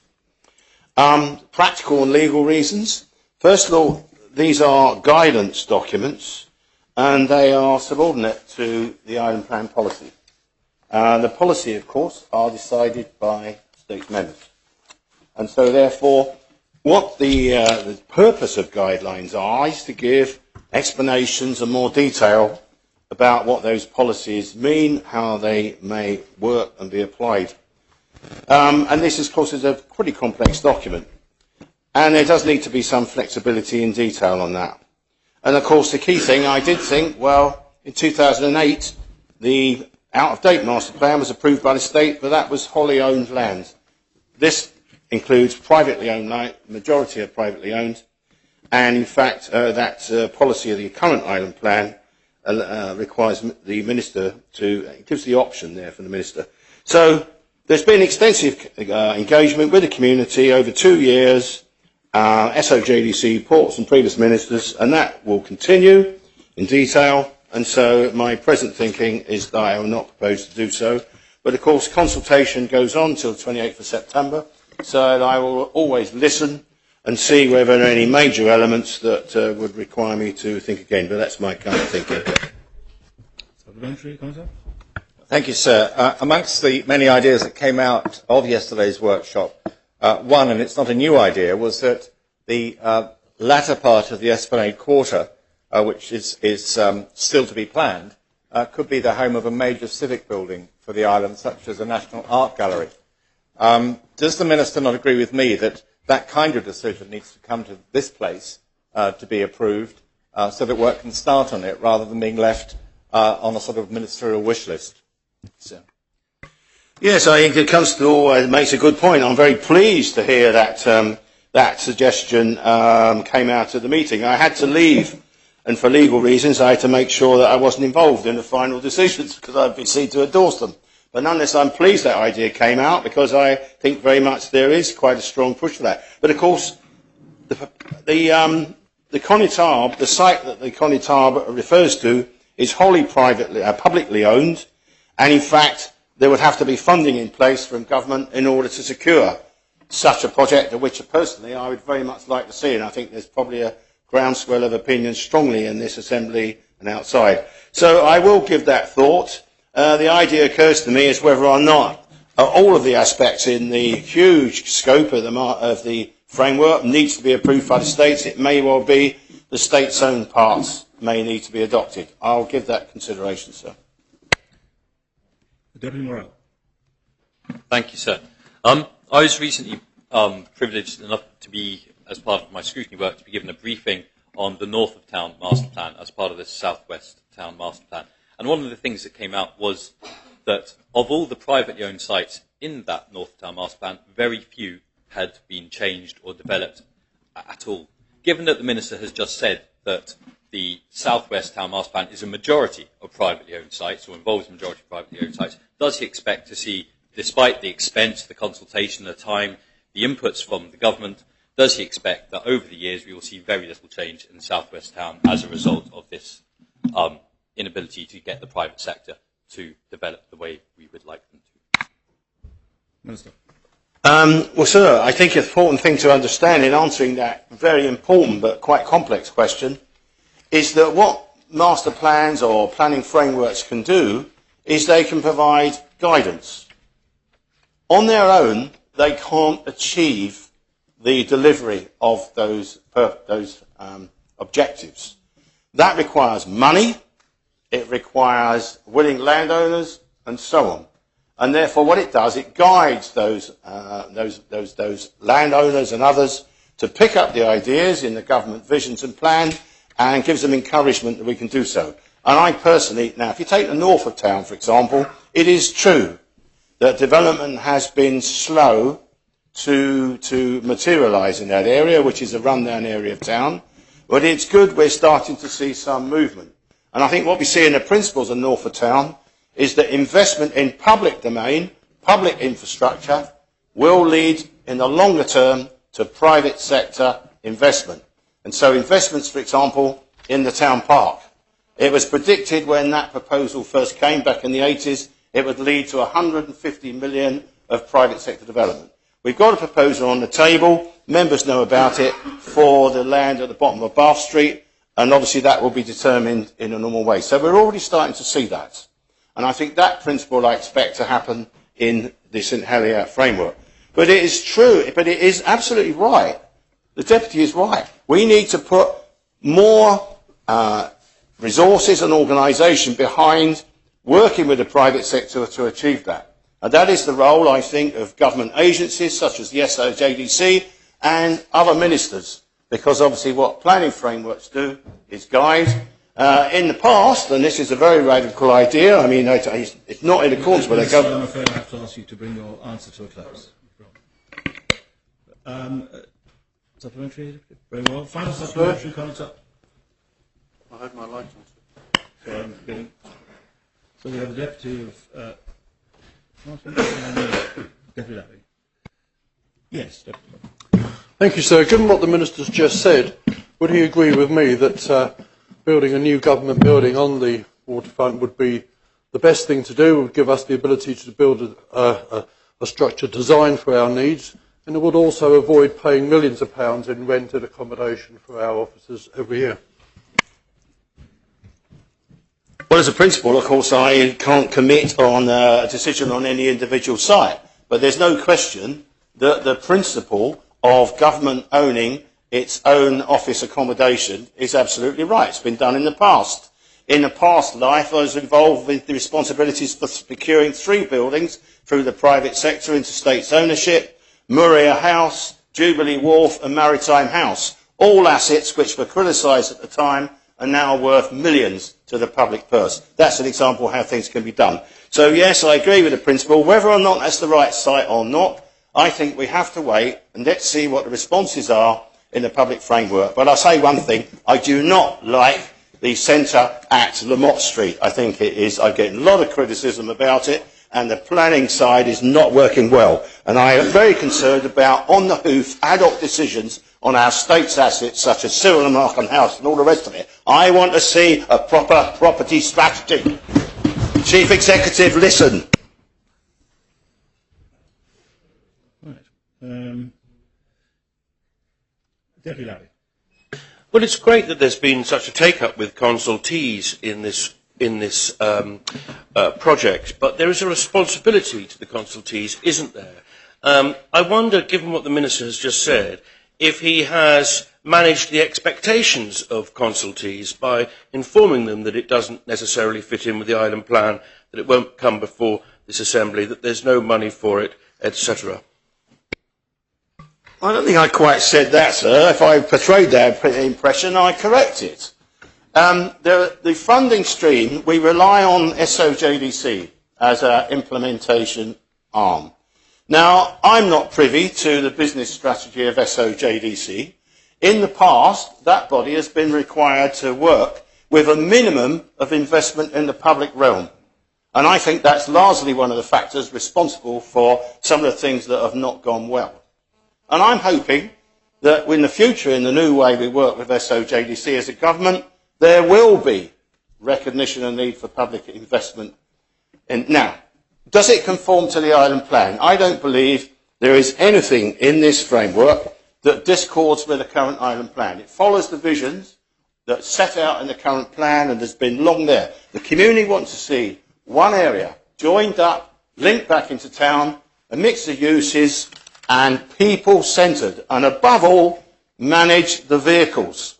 The area has been really, the planning disaster of that road has plagued this, and it's got to be, solutions got to be found.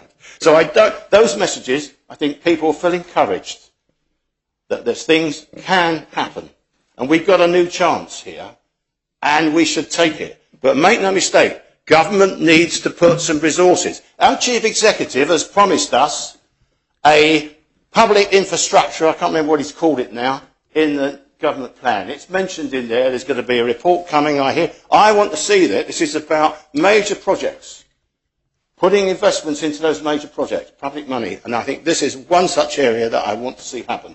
So I think if we get it right and we keep the public momentum going, it's not a negative message. Supplement? Yes, allow you a supplementary and then a final supplementary from the... In which case, I ask the Minister, shouldn't revenue raised on the waterfront from the sale of International Finance Centre buildings be ploughed back into the waterfront, back into that area to improve the public realm? Well, in principle, that's the way these urban regeneration bodies work. But I'm not privy to the business plans of SOGCC. What we've got is an arrangement where the Planning Minister does what I've just explained, and I think it's the Treasury Minister at the moment, I think, who has the job, and the difficult one, of coordinating all those business plans. And I think, so there's no question about it. The whole principle of private and public sector is a pound of public money should generate £10 of private money, but over the long run. And the public money has to be up front. It needs to be pre-invested. Don't leave it till late, because what you get is marginal development and piecemeal and all the rest of it. Final supplementary, Connie Thompson-Taylor. Thank you, sir. Could I preface my supplementary question by saying that Senator Mezek, Deputy Doublé, myself and the Dean probably take exception to having the north of town described as run down. We all live there and we enjoy it. So the worry I have about this not coming to the States is amply illustrated by some of the questions that have been asked. One member saying, let's put the government building down on the waterfront. I don't think the workshops were apprised of that. Another member saying, let's spend all the revenue of SOJDC on the waterfront itself, when the States has time and time again reiterated its pledge to reinvest the money from SOJDC in urban regeneration projects, such as the North of Town Master Plan, which has been on the shelf at planning for years. And my worry about this master plan is, I'm sorry. Will it be implemented? Thank you, sir. You were there, right. So I'd like to withdraw and correct my remarks about North of Town. I think they were probably historic, and I was referring back to before the island, before the town park existed, and I remember the work on that plan, because at that time it was in desperate need of regeneration. And I think what we have seen, and Connie Tarver and others, other members, we've seen it come up. And that was my answer, I think, to the Deputy, that it's coming out now. The private sector have got good confidence, and we need to keep that going. So can I give, will it happen? I'll do my best planning-wise and policy-wise to help it happen, but I don't have the other, it's up to other ministers and our council of ministers, and in the end, this assembly, as to what instructions it gives to ministers about those priorities and spending decisions. Well, we come to question 12. The Deputy Higgins will ask of the Minister for Health and Social Services. Deputy. Thank you, sir. Will the Minister advise members what lessons have been learnt from the recent death of a man who had been under treatment at Orchard House, and whether he accepts the comments made by the family at the inquest that the environment at that establishment could have contributed to the man's death? And will he state what steps he is taking to ensure that there will be no repetition of these circumstances? Thank you. Sir, my Assistant Minister, Senator Pallett, will answer this question. Very well. Assistant Minister. Sir, can I thank Deputy Higgins for giving me the opportunity to respond to the recent sad death of a person who had been receiving care at the island's inpatient unit. Please can I begin by extending my deepest sympathies to his family and friends. We're a small island community, and a death like this has wide reverberations. I understand from the inquest that this gentleman had a complex and fluctuating response to being cared for at Orchard House. He's described as stating that it made him feel safe and that he wanted to be there, and at other times he felt bored. The family, though, had valid concerns about the environment on the ward, which we accept. Orchard House has suffered from historic underinvestment and from staffing issues, and our focus has been on prioritising clinical risk management rather than the therapeutic aspects of care or the fabric of the building itself. Residents of Orchard House have been in receipt of good, safe care, but this has not been in the best environment. We are learning from the past, and holistic care of patients is now the priority. The Mental Health Improvement Board, in which I sit, is overseeing these changes. The proposed government plan emphasises the importance of improving the quality of mental health care. Briefly, sir, I would like to outline some of the changes that are already happening. We now have a robust framework for monitoring improvements. The Jersey Nursing Assessment Accreditation System is a vehicle for assessing, monitoring and providing assurance around patient care in clinical areas. A senior occupational therapist has been newly appointed, is going through their induction and will be based on the ward from this month. The Occupational Therapy Service is commencing staff training on Triangle of Care this month. The approach will support better partnership working between service users, their carers and health and community services. HCS is already working with Mind Jersey on wellbeing and on approaches to peer support with the Recovery College, Jersey Recovery College.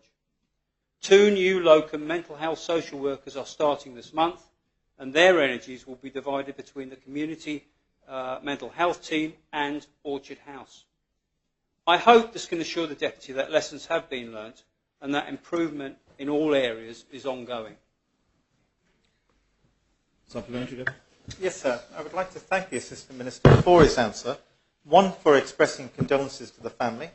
Secondly, for acknowledging that the system, the facilities, etc., are not adequate, and also for outlining the improvements he hopes to make. I will watch with interest, but thank you very much for the answer.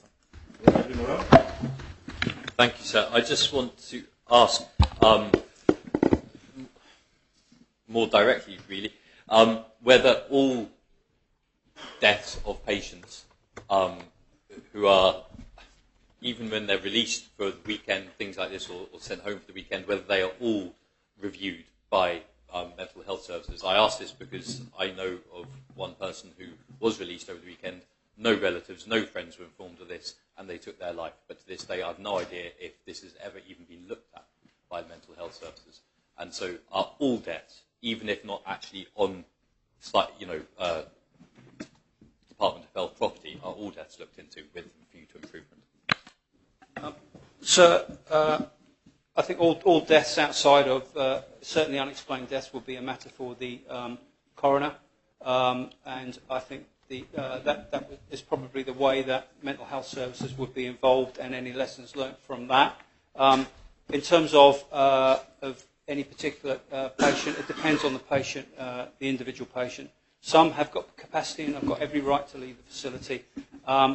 We do offer the care and support within the community that they need, and that support is improving day by day, month by month. But in terms of do we investigate every single death within the department, I think the answer would have to be no. But I think there are lessons to be learnt from when there is an unexplained death, as this was, and mental health services have an opportunity to feed into the coroner's inquest, and lessons can be learnt from that. Well, yes. Thank you, sir. Would the Assistant Minister explain how, if the department does not look into deaths of all patients under their care at the time, how the department will ever learn lessons? Because in this case, for instance, simply phoning relatives or phoning friends to let them know this vulnerable person had been allowed home for the weekend would probably have prevented this death. Yet, except for the coroner, why is there no automatic review? I think the Deputy knows that's not what I said, sir. If a patient is under the care of HCS, Health and Community Services, there certainly would be an investigation as to why a person had taken his own life, or if there had been an incident. But clearly, if somebody is voluntarily left, in this case Orchard House, voluntarily left, they are under the wider care of mental health services, but not within the facility themselves, then there are other ways that I think, as I've already said, that I think we can learn lessons. But certainly, if any patients in the care of HCS, there will be an investigation if there is a death, whether it be in the hospital or whether it be in another institution. But this particular person was free to leave Orchard House, and unfortunately took his own life, of which I've already said I give my deepest sympathies, as we all would. But that's a choice he made to leave that facility. I have Deputy Pampton, Conor St Saviour, Deputy Talley, and then final supplementary. Deputy Pampton. Thank you, sir. In response to a question I asked earlier this year, it was confirmed there was ongoing remedial works, including pedestrian walkways, enhancing the lighting and signage, replacing staff alarm systems, staff working with patients on improving the garden area to create a more pleasant outside environment. I could go on. Is this on target to be completed by the end of this year? Can the Assistant Minister confirm? I should just get up and say yes, because the answer is yes. there are safety improvements that had to be dealt with as a matter of urgency.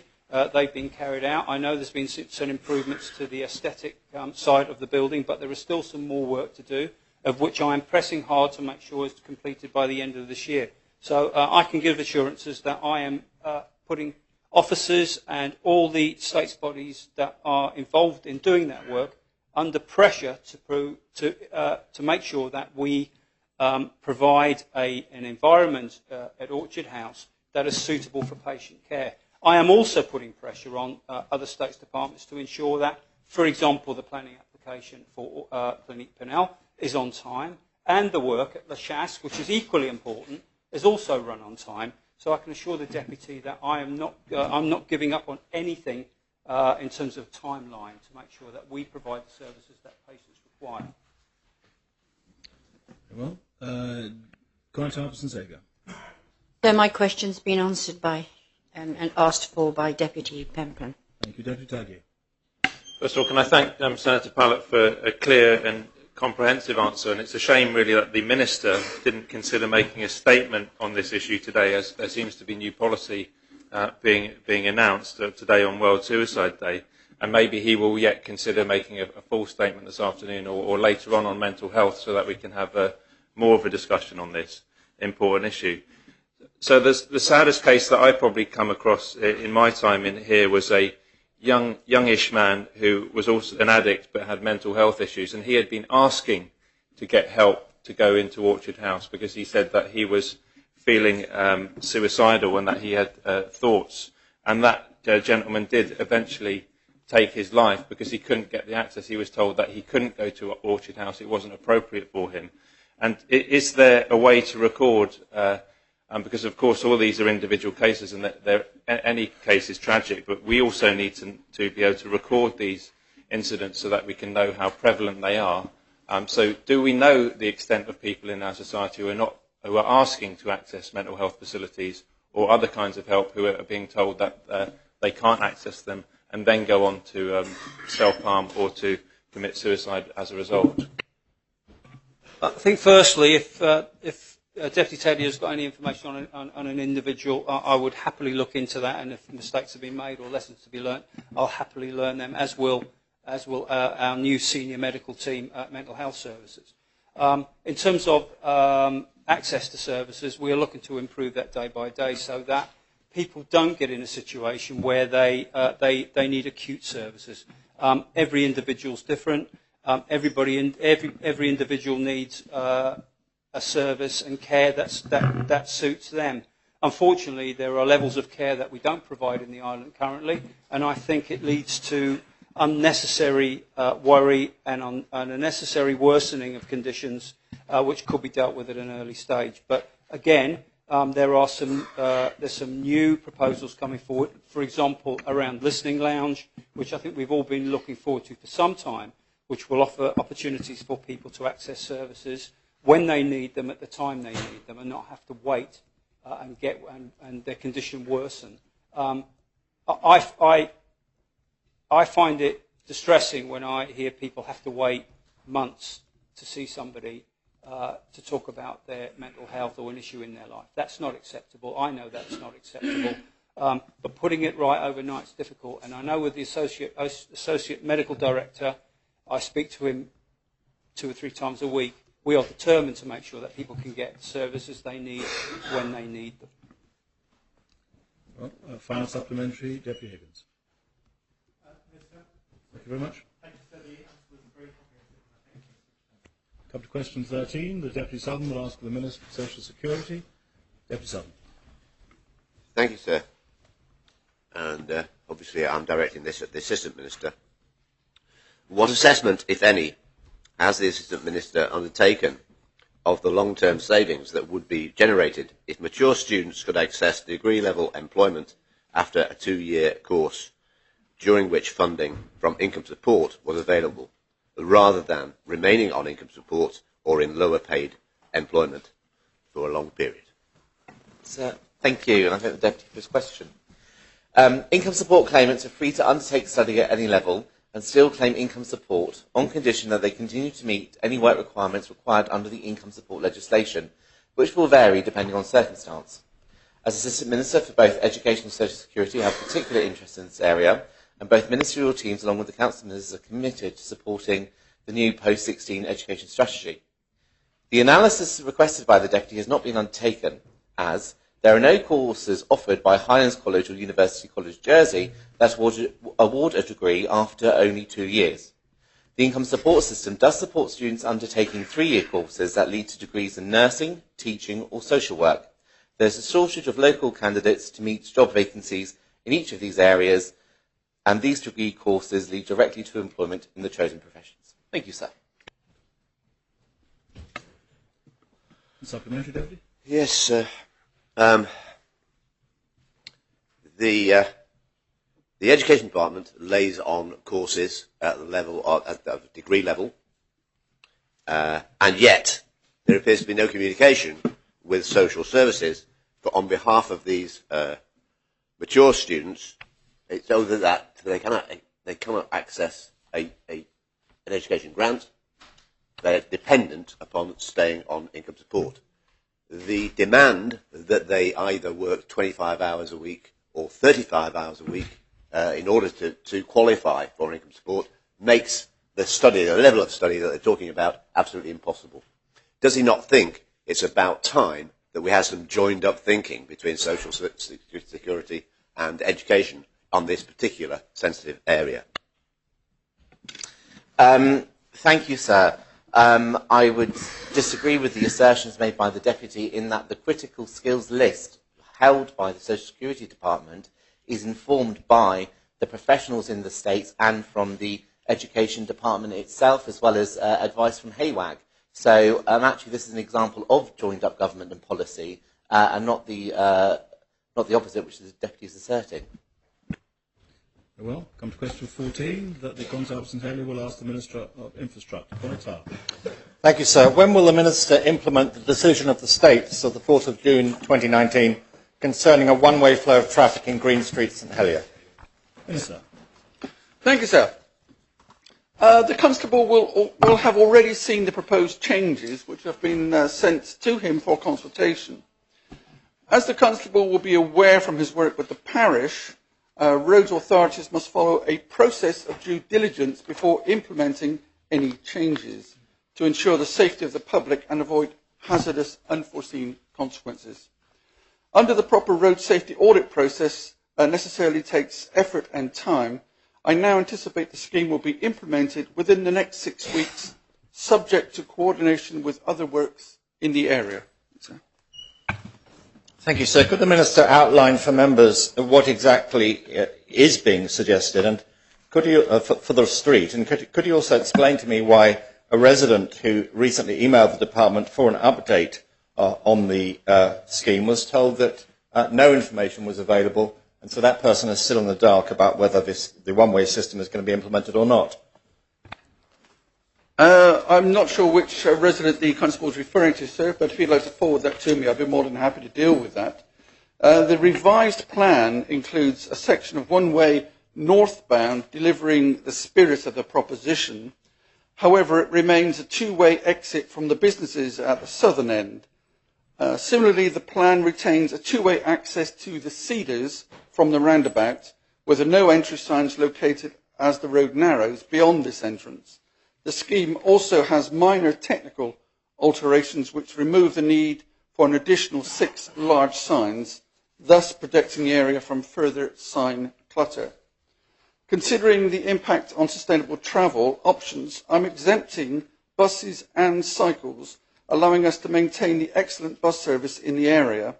This limited southbound traffic also mitigates concern over increased vehicle speed and safety concerns about the need for emergency services to occasionally travel southbound, an issue which was not discussed when the proposition was debated. Deputy Daniel. Thank you. My question has been answered.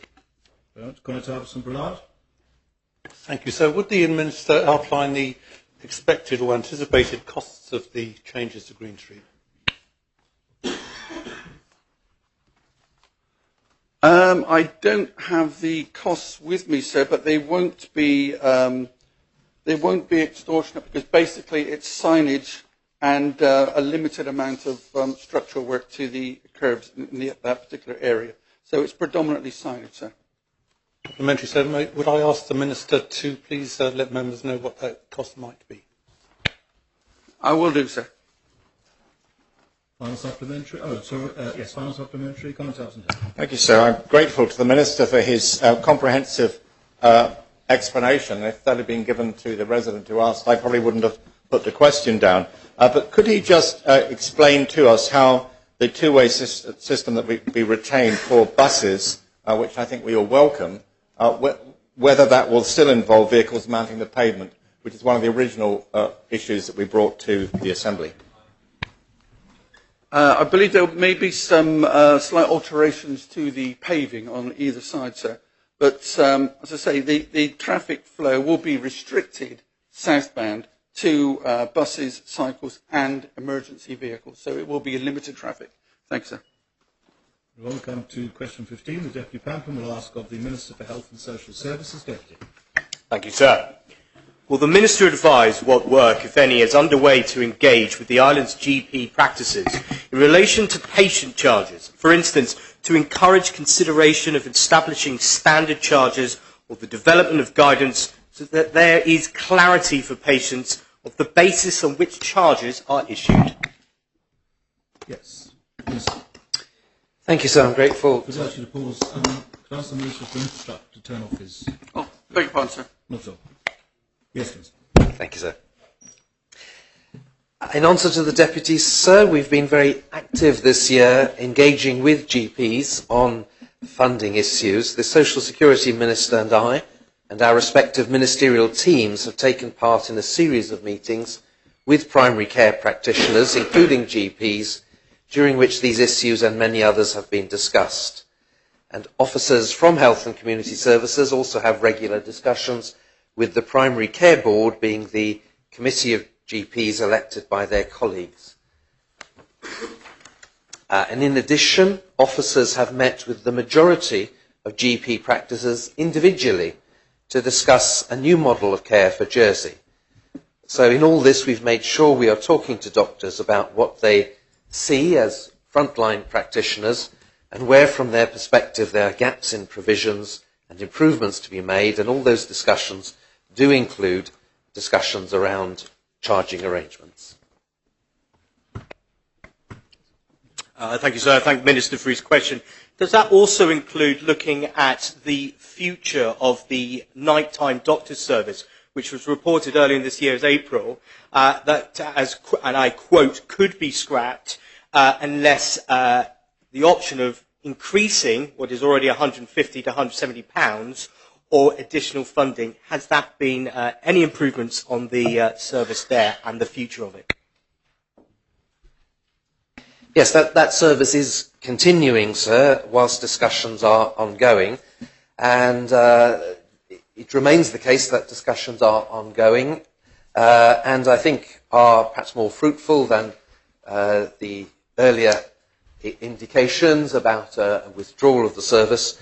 We are certainly hopeful that we will be able to continue provision of emergency service at night. Maybe not exactly as it's been done in the past, but certainly there should be some service provided. Well, that brings us to question 16, that Deputy Board will ask the Minister for Infrastructure. Deputy. Thank you, sir. May I ask the Minister what criteria are being used to judge the success of the electric bus trial, and what influence does the Minister have over the decision on whether or not to increase the number of electric buses in the island's fleet? Thank you, sir. The electric double-decker bus, which arrived in Jersey in August 2019, is a demonstration vehicle that its manufacturer is lending to Liberty Bus for the purpose of carrying out in-service trials on our bus network. This is so that the appropriateness of this form of motive power can be evaluated in service on Jersey's roads, traffic and topography. Liberty Bus have a contractual obligation to investigate the use of alternative technologies. The electric double-decker bus is a tangible example of how this requirement is being met. The decision as to how and in what combination to invest in which low-carbon propulsion technology is a blending of Liberty Bus's operational expertise and how best to achieve the government's strategic objective to lower the island's footprint. The contract facilitates partnership working between my officers and Liberty Bus to determine how the best effect can be achieved. I'm delighted to advise that this is continuing to deliver impressive growth in service, with passenger numbers currently 5.5% ahead of 2018 and forecast to exceed 5 million trips before the end of this year. In terms of my influence, therefore, ultimately, as the client, the contract must serve government's purpose through the powers vested in my office. Thanks. So I am very minded just to ask the same question again, to be quite frank, because there was absolutely no answer to how the trial will be evaluated and the influence that the Minister will have over the decision being made. And it's very difficult to sit here as a backbencher and not do that. I will continue.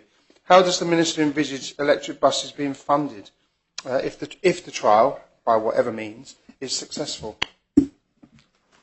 At the moment, we just have one electric bus, which is on loan at no charge from the manufacturer to Liberty Bus. So there's no cost involved for the States of Jersey whatsoever.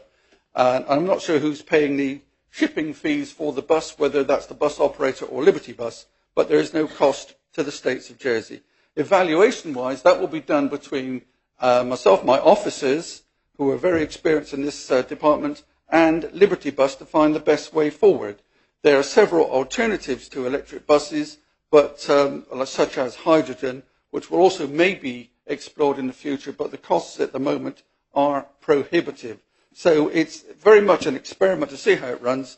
And like everything else, when something is relatively new, they are extremely expensive, and I believe that the double-decker electric bus is approximately, I think, £145,000 more expensive than the conventional diesel model. But this is all being taken into account, and when something is new, it's more expensive. Hopefully, in a not too distant future, costs will come down, sir. Deputy Tallier. Thanks, sir.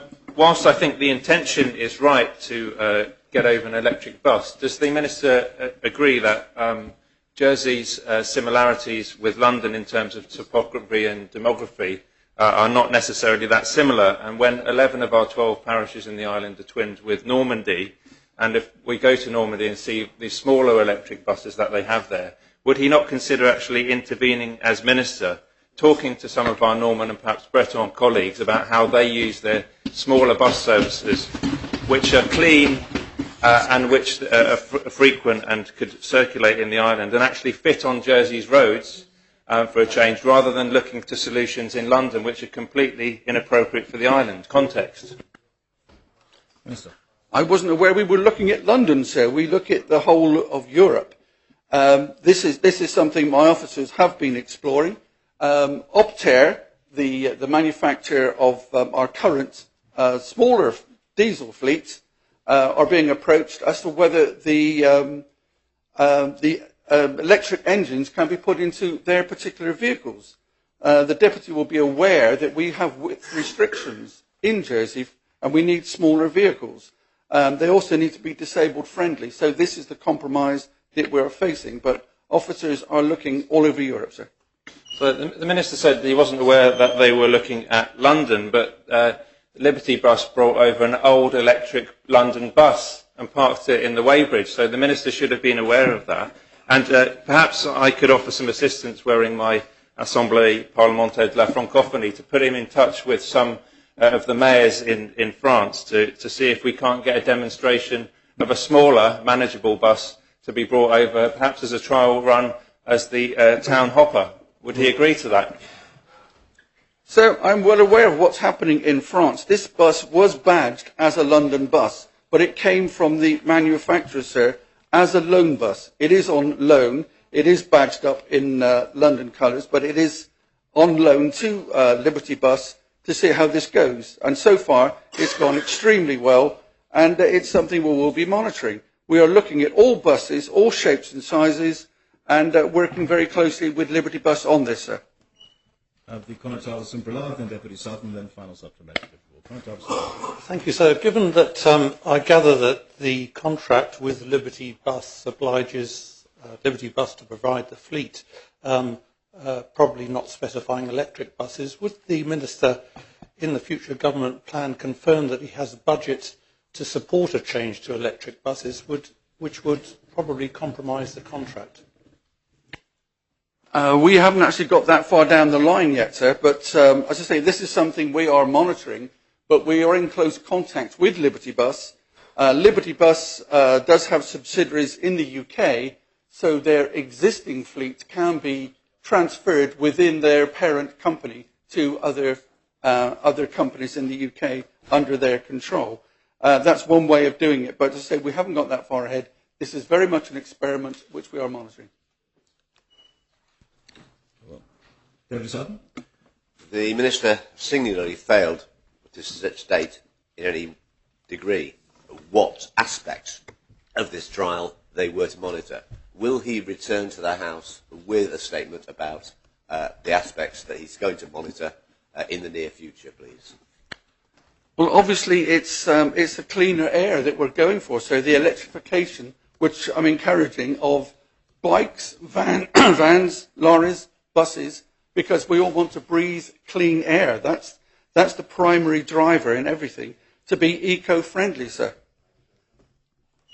And can the Minister tell us how he's going to monitor that when he hasn't got a baseline to start from?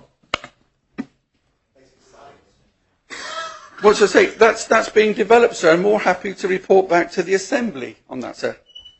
Final supplementary, Deputy Ward.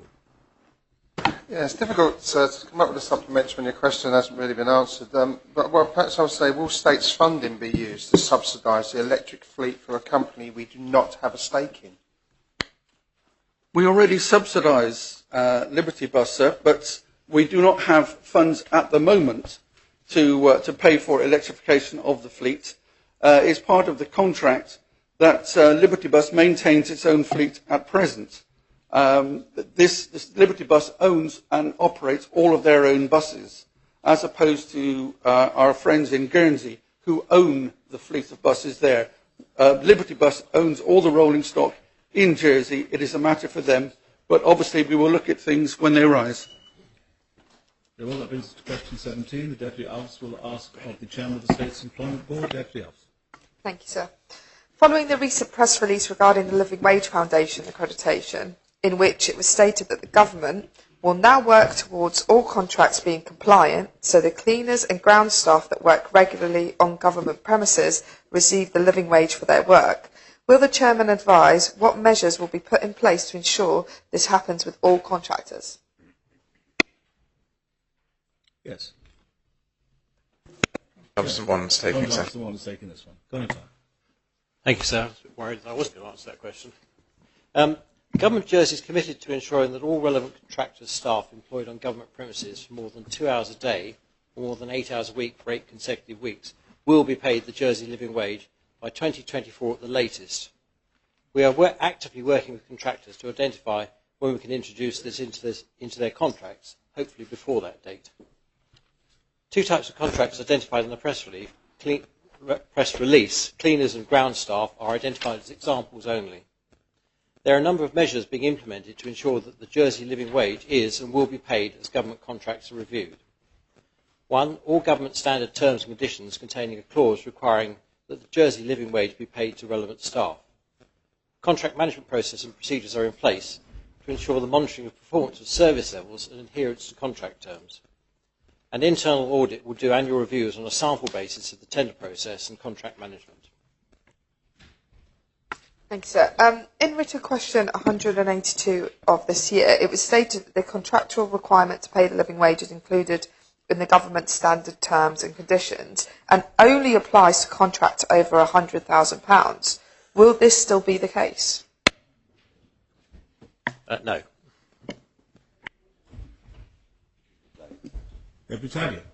So will the Minister confirm that when he said for any individual being employed more than 2 hours a day, whether that covers 0 hours contracts? So is somebody working 0 hours contracts for 2 hours a day or however many hours, is that included in his answer?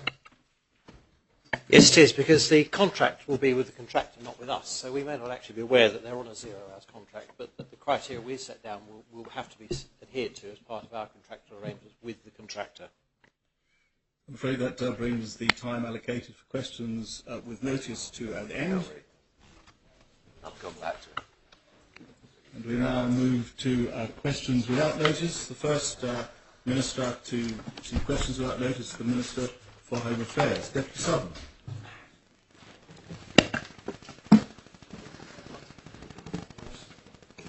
Deputy Sutton. Oh, sorry, I thought you were notified. Deputy Ward. Thank you, sir. Can the Minister explain his understanding of the difference between collaboration and integration in terms of the fire and ambulance services? Minister.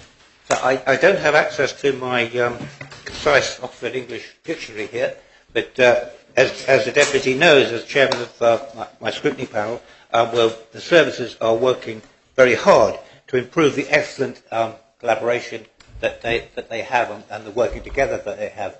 And all the we can be precious about the words, but what I'm actually looking for is increased cooperation, improved service by the uniformed services, by the emergency services to the public of the island. And they are working very hard to achieve this, and they value, the services actually value the opportunity of improving the level of service that they offer. Supplementary, sir? Yes, indeed. Does the integration of fire and ambulance services create an existential threat to the identity and specialist skills of both services? Absolutely not. So we've been through this a number of times in question times and scrutiny panels. The identity of the services is essential that they are absolutely maintained. The specialist skills of each service is to be maintained.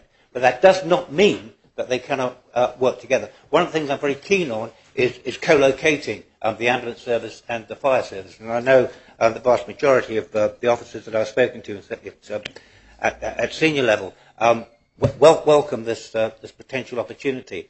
And I would like to see the work on that new building actually commencing before 2022, because the facilities, the buildings occupied by the ambulance service and separately by the fire service are not really fit for purpose in this day and age. And anyone who's actually been to see them will know that I'm speaking the absolute truth on that issue.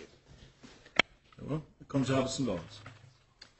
Thank you, sir. And firstly, I'd just like to thank the Minister for appointing a Fire Chief and Head of Customs and Immigration as agreed by this Assembly earlier this year. That's ended some disquiet within the services, sir. But so it seems to me that the worst kept secret of the summer has been the external investigation conducted into a member of staff within the Home Affairs Department. Although somehow, having spoken to the Chief Minister, it appears to have been kept from him until that point. That prompts my question, sir, to the Home Affairs Minister. When was he told of the external investigation? And is he content that any recommendations made in the final report, if any, are being implemented? Minister.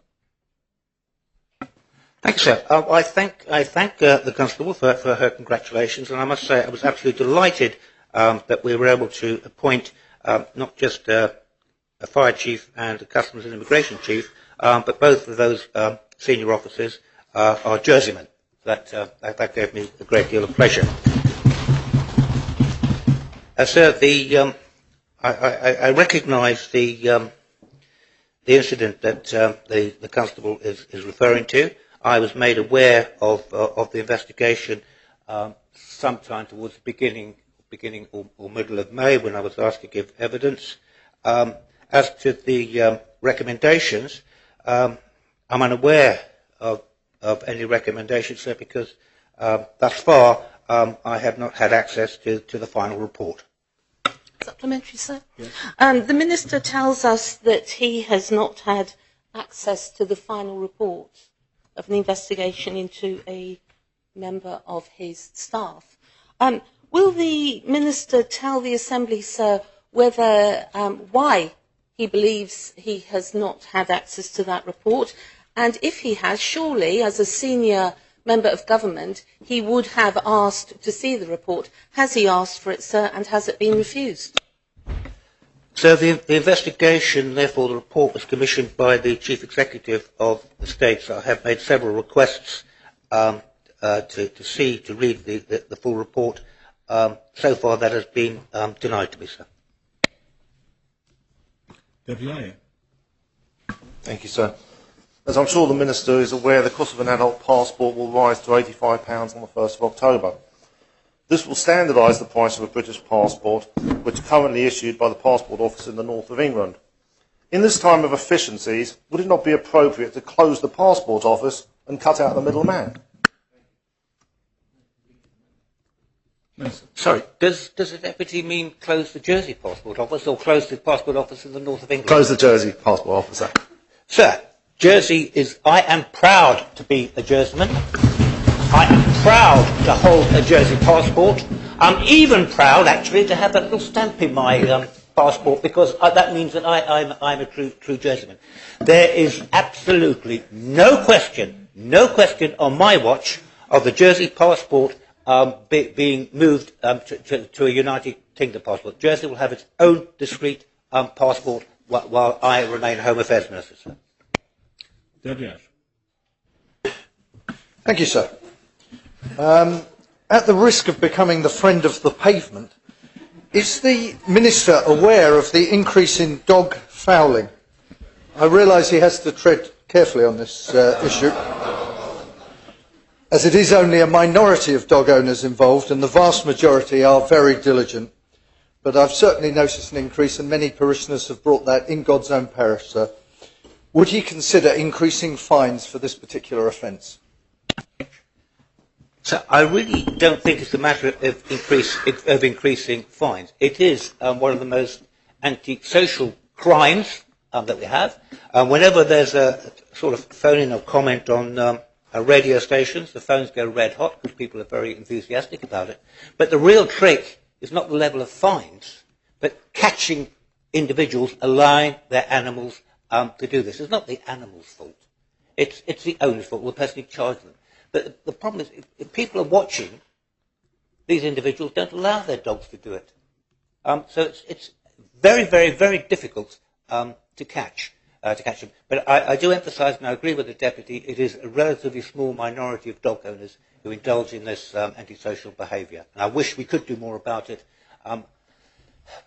So if we're out policing it, which the Honorary Police, together with the State Police, have done in the past, it doesn't happen because the dog owners see them. See the police around. It's very difficult, but if there are ways that people can suggest that we can improve the situation, my ears will be open, sir. Deputy. Sir, I'm glad that Deputy Ash has managed to curb his enthusiasm, and I won't say anything else. It might be ruled out of order, sir. On perhaps a more serious subject, there was a recent death of a young man which followed a drug which was sold as MDMA in the island. And I wanted to ask of the Home Affairs Minister whether there exists in Jersey a scheme whereby drug users can hand in their drugs anonymously in a kind of surrender fashion to see what is in them if they have any concerns, so that they won't be prosecuted, but so that the authorities can be informed about exactly what is in our streets in Jersey purporting to be sold as a type of drug. So I am not aware of such a scheme, certainly under my department's remit. Whether such a scheme exists, perhaps at Health and Community Services, I do not know. But what I can say for sure is that the police and the authorities certainly publicise as much as they can when they are aware that particularly dangerous substances, as the one that occurred the last couple of weeks, is about. So certainly the warnings are there, and it's so difficult. People have got to take responsibility for their own actions, but we've got to help them and advise them as much as we possibly can. And so, just as a supplementary, would the Minister give serious consideration and have a conversation with the Health Minister to see if what's been done elsewhere? Because I think as long as these drugs remain in the hands of the black market and the supply chain is controlled by them, there is very little protection for some vulnerable people. And I accept it's a matter of freedom of choice, but unless you know what's in these drugs, then the harm will continue. Yeah, very happy to have the conversation, sir, and if we could find ways of reducing the harm that this awful substance creates, then we certainly should do it, sir. Deputy Minister? Thank you, sir. Is the Minister able to update the Assembly on the EU Citizens Resettlement Scheme? How many people have re-registered? How many are yet to go? Thank you, sir. Yes, sir. As we said at the beginning of the scheme, we estimate, and it is an estimate, that there would be some 20,000 individuals who should register. Up to very recent times, we were very close to the 5,000 mark, so it would be 25, around about 25% of what we anticipate. And of course, they do have up to the end of next year to make that registration, sir. Deputy Pamplin. Thank you, sir. Given the Minister's welcome support for funding for extra police officers in the service, after his recent time spent with the ambulance service, does he agree with me that it is about time that the ambulance service also received the resources and funding it needs to ensure the service continue to meet the demands of the rising population demands on the service? Thank you. So I made a commitment, sir, when I was elected to this position, that all the emergency service should be properly and fully resourced so they can provide the service that the island needs and the island deserves and the island expects. And that will be true of the ambulance service, the fire service, customs and immigration, and the States of Jersey Police, sir. Supplementary, sir. On a similar vein, will the Minister undertake to have meetings with St John Ambulance, who it's reported now is starting to reach some issues with its financial deficit, and agree with me that the island cannot lose the vital service that St John Ambulance provide, and can he offer some support and reassurance to this vital charity?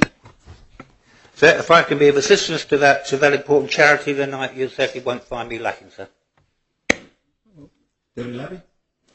What are the reasons given by the Chief Executive to the Minister for not releasing the report the Constable of St Lawrence was referring to earlier in this session? Is that acceptable to the Minister? And does the Minister's Director General have the report?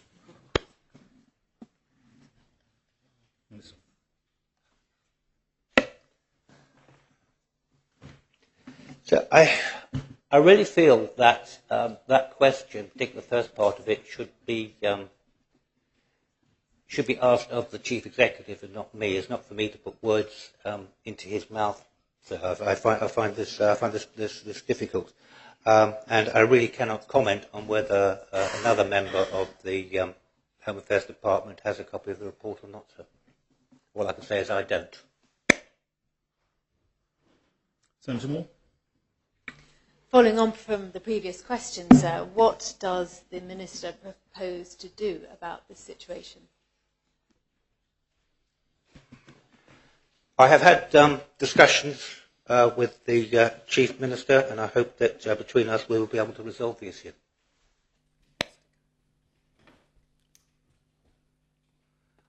Connie Harbison Lawrence. Thank you, sir. My question follows on neatly from that. The Minister has spoken to the Chief Minister. How does he expect the Chief Minister to resolve the matter that the Chief Executive has refused to give a report to the Home Affairs Minister?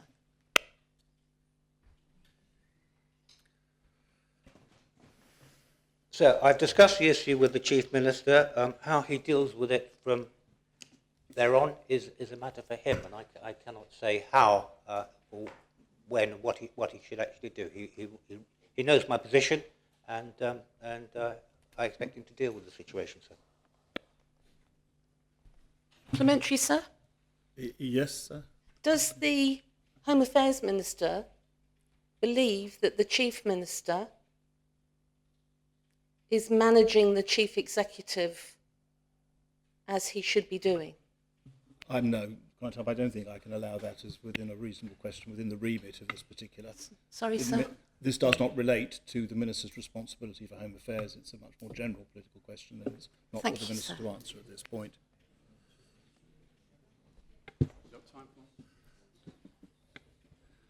Well, there is Deputy Lehegarar, and there's about 30 seconds. Thank you, sir. With the move of the ambulance service to Home Affairs, can he please confirm what has happened to patient transport? Has that moved to Home Affairs or does it remain with the Health Department? Thank you. Yes, sir. The ambulance service in its entirety was transferred to the Justice and Home Affairs about 9 months ago, I believe, sir. Very well, that brings the time allocated for questions to this Minister to an end. The next question period is for the Minister for International Development. Any questions? Deputy Morell. Thank you, sir. Following the destruction in Bahamas, another island nation, would the Minister advise the Assembly of what steps have been taken to reach out to Bahamas in the sense of solidarity with other island nations? Thank you, sir. Thank you. Minister. Jersey Overseas Aid typically gives between 20 and 30% of its budget in humanitarian aid a year to the poorest communities. And we are increasingly supporting pooled funding, which means we're on the front line and can give at a moment's notice. Thus far, we have not had any appeals from the pooled fund NGOs or the usual NGOs that we deal with in these kind of crises. Nor have we are liaising with the bailiff's office, as we do in environmental disasters such as this, to see if there is a public support for such support. Thus far, we haven't had any. We are monitoring the situation very, very carefully. And we are reviewing it on a daily basis. And as soon as we receive applications, we will consider them because we've got a very quick turnaround when we consider any applications of this nature. Sir, supplementary, please. Thank you. Thank you, Minister. Whilst I appreciate the standard process is to wait for requests, in terms of this being an island nation and as vulnerable as Jersey is to disaster and being cut off, etc., would it not make sense from a solidarity perspective, as I asked in my initial question, to at least reach out from government to government to offer or at least even to provide messages of support in their time of need, rather than just waiting through what you can see here is perhaps one of the problems with the pooled funding mechanism is that Jersey doesn't get to establish its own international relations in that way, establishing its own international identity among other islands. Thank you, sir. Sir, I would have no objection to either the government or the bailiff's office sending a letter to support them and saying that we're here. But thus far, as far as the aid, development aid, humanitarian aid from Jersey Overseas Aid, until they have possibly organised themselves and identified where they need the aid. But yes, I totally agree with the Deputy, and it would be a nice thing to do. Deputy Ayer. Thank you, sir. Will the Minister advise the Assembly of the work the START Fund is doing in Kenya and what the benefit is to the local community? Jersey Overseas Aid supports the START Fund. It is a pooled funding, and we support it on the, as I've just identified, on the humanitarian aid in emergencies, so that we are on the front line if there are emergencies. So that's the element of the START Fund that we support. It's a pooled funding for humanitarian emergencies. Deputy Ward. Thank you, sir. May I ask the Minister, does the Minister consider that Jersey's commitment to overseas aid should extend to the acceptance of child refugees? That's a very interesting question, and I know that there are two parties have thought to. So what we have done actually, and the bit that I feel very strongly about, is that our budget does not continue to decline. So I have put in a bid in the government plan to put it back to 2015 levels, to reverse the decline, and from there on move by 0.01% year on year, so that we at least are going in the right direction. Because I don't feel that we can say that we're not going to take in child refugees because we are funding the crisis nearer the source, nearer the countries or in the countries, when our budget is in decline. So we've, to my mind, we've got to do one or the other. We either support with a budget that's getting nearer to the OECD average, and we support at source, which is what overseas aid can do. I know the External Relations Department explored bringing in refugees into the islands a few years ago when the Syrian crisis initially erupted.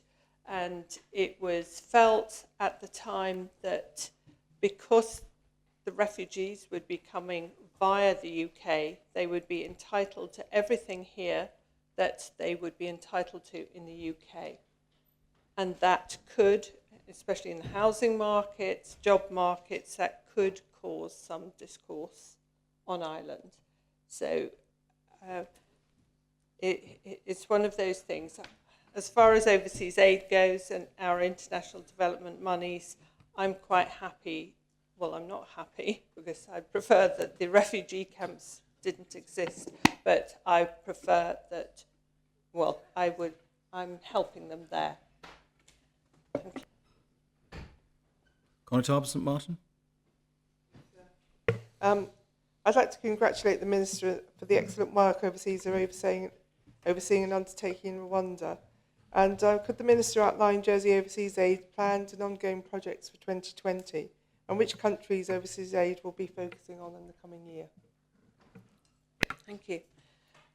We've narrowed our focus of countries down to just 6 because we feel if we have larger, longer-term projects, we have a greater impact and we can get to know the communities and their cultures and sort of tailor our projects accordingly. At the moment, we're in Nepal, Ethiopia, Malawi, Sierra Leone, Rwanda, Zambia. Our countries are picked by dividing the corruption index, and I think we're one of the only humanitarian agencies that take into account the corruption index. So we divide the corruption index and times it by the humanitarian index squared. Out of those countries, we then tend to choose the Anglophone countries because obviously we've got to evaluate and go into the country and ask questions, so it's just easier for us that way. So they are the poorest countries, and that's how we identify those. And we've narrowed our themes down to dairy, financial inclusion, and conservation livelihoods. We, as the Assembly may know, the dairy project is has been very successful in Rwanda. We have moved into Malawi, and we are probably going to start, because it's been so successful, we're probably going to start a 3rd project of that kind in Ethiopia. And we'll probably go in with a pilot scheme and then see if it works there and culturally how it's received. Thank you. Deputy Doublé. Thank you, sir. Would the Minister like to comment on the announcement that was made over the summer about CEDAW and the next steps being taken there? And does she agree with me that work in this area should continue to be prioritised? I'm not so sure that's international development, but yes, I would agree with that. That's, I believe, external relations are looking at that, and as the Deputy knows, I'm very much a supporter of it. It's on my radar. I believe, although the Minister can speak for his own department, I believe his department are working hard to try and get all the other departments and the laws up to scratch so that the CEDAW can then be accepted, because it couldn't be without everyone complying with it. But yes, I'm a strong supporter of it, but it's not really international development. Thank you, sir. Deputy Tidy. Thanks, sir. It's effectively a follow-up to Deputy Ward's question about child refugees, and in her answer, the Minister said that it would be good if Jersey could either get to the 0.7% of budget spending on overseas aid, or invite child refugees. But it is the case, and notwithstanding the good work that overseas aid already does, that many countries, if not most countries in the EU, will have both the OECD target spend on overseas aid, and they will welcome not just child refugees, but adult refugees into their countries. And does the Minister think that there is a concern about Jersey reputationally, when we're supposed to punch above our weight in so many areas, and we do, yet in the area of meeting European standard funding, we can't do that, and we can't seem to find a way to accept even a handful of child refugees, which we know, both of which are very important issues?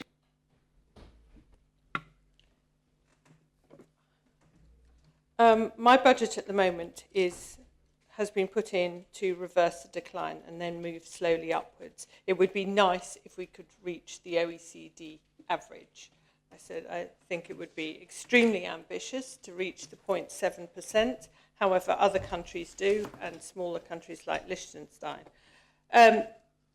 Bringing in child refugees, if they're going to be children, and where are they from? Are they just Syrian refugees that we would take on here? And I believe recently a question was asked in this assembly this year about our child services provision, how they are dealing with traumatised children. And the answer was that we have got a lot of work to do in that area. Now, the children from war-torn countries who might have lost both their parents will be, make no mistake, traumatised. And that's no reason not to take them, but this community has got to fully understand the support that we would have to put in place for these children. And I have no doubt, with the generosity of this community, that there would be homes that we could place them in, but there is an argument to be had. Are our own children's services, have they got the capacity to take this extra work on? Because I'm sure the community have. They can take them in their homes. But having visited the refugee camp... So can I ask you to bring your answer to a close, please? So may I have a supplementary? I know it was a two-pronged question initially, but the Minister also knows that it's entirely possible for a member to bring a proposition asking for a fixed percentage budget to go to a fixed cause and to get approval from the Assembly. So would she consider bringing forward a proposal that Jersey, by a certain year, subject perhaps to economic conditions, should meet the 0.7% of budget funding, so that the whole of this Assembly can get behind that, and Jersey can finally end up doing what is morally right on the international stage as well as locally? I believe this Assembly have made a commitment in 1996, 1998, 2002, and subsequent scrutiny reports to say that it should be our aim. And certainly we signed up to Agenda 21, so it should be an aim. It should be an aim of all developed countries. Sorry, I've forgotten the question now. So might she consider bringing a proposition to get an agreement and a timeline to actually make that a reality? We have submitted a business plan into the government plan, which found favour with the Council of Ministers, and it is committing this Assembly, the time of this Assembly, this government plan, to increasing the budget year on year. At this point in time, I feel that whilst I would like to be more ambitious, I just think reversing the decline and seeing it increasing year on year for now, for this period, would be an achievement. Well, that brings the time allocated for questions to the Minister to a close. Before we move on any further, could I just say to members will have noted that there were a large number of oral questions to be answered. We didn't quite get through the entirety of it. Could I remind members, and I'm not in any sense singling any member out, that both questions and answers should be succinct. And if people could think about how they can put their questions more succinctly, but also those charged with answering them, the rule of thumb is that an answer should not take more than 90 seconds to deliver. And therefore, those answering should try and avoid answering at greater length than that, if it is at all possible. And I will obviously remind members, if the answer exceeds that time, as I have started to do, to bring their answers to a close. Sir, I wonder if I might take this opportunity to inform the Assembly that normal service has been resumed on our web streaming and on BBC Radio Jersey medium wave, and apologise to our viewers and listeners for the break in service. It must have been incredibly frustrating for viewers because we can't generate a caption saying it's our fault, not yours. So thanks for their forbearance and apologies. So I did want to ask a point of order in relation to the questions. I obviously wasn't in the Assembly, I think, when question 18 would have been asked, but I think given the fact there's only one, and I'm sure, sir, that you're also the friend of the backbencher, sir, as President of this Assembly, and that... I'm not sure, Deputy. Are you going to hold me in my seat if there's a proposition to remove me?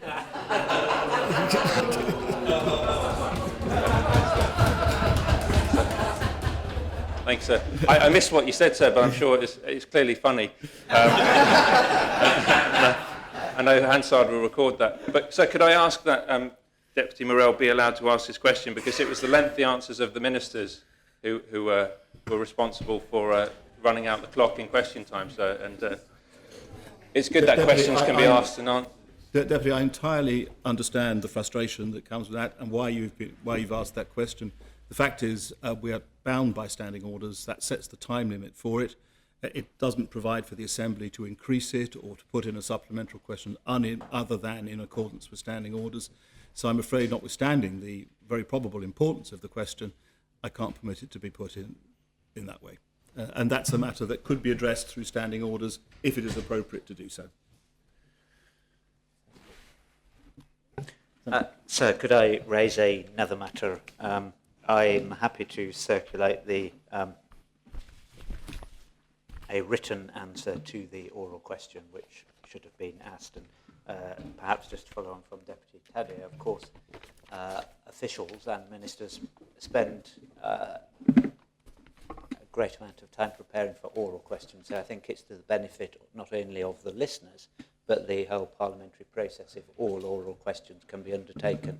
And as you rightly indicated, sir, perhaps all of us could think about brevity. So members will be aware that P76 is down for debate today and has not met the required lodging period. P76 is the Draft Emergencies, Powers and Planning amendment and amendment to that amendment. It is, the Council of Ministers believe, an important pre-Brexit no-deal preparation amendment, and therefore, sir, I indulge and request the Assembly to foreshorten the lodging period to take the item during this session. And I also ask, sir, if I could also indulge again the Assembly and take it as the first item of business. Perhaps first, though, I'll deal with the taking it up this sitting. Yes. Please, sir. Do you wish to add to anything you've said, Senator? Obviously, the test I don't think I do, sir, but I will answer any questions that members may have. Very well. You propose then that it's taken. Indeed, I do, sir. Thank you. Is that seconded? Yes, sir. Does any member wish to speak? Deputy Tadier. So I don't know if it's in order to propose an amendment to the Chief Minister's proposition, but it would seem expeditious if we could agree to take both P76 and P89 at this sitting, because we know that P89 is also an important issue for local students who are seeking to go on to further and better themselves, and we'll be asking for... I don't think you can amend in that way. It's two quite distinct and separate matters. It's the considerations of the Assembly will be different as to whether they take one ahead of time or another one ahead of time. You can certainly make a separate proposition for that immediately following from that, if you wish to, however. Thanks. So may I speak then on this? So it would seem to me, that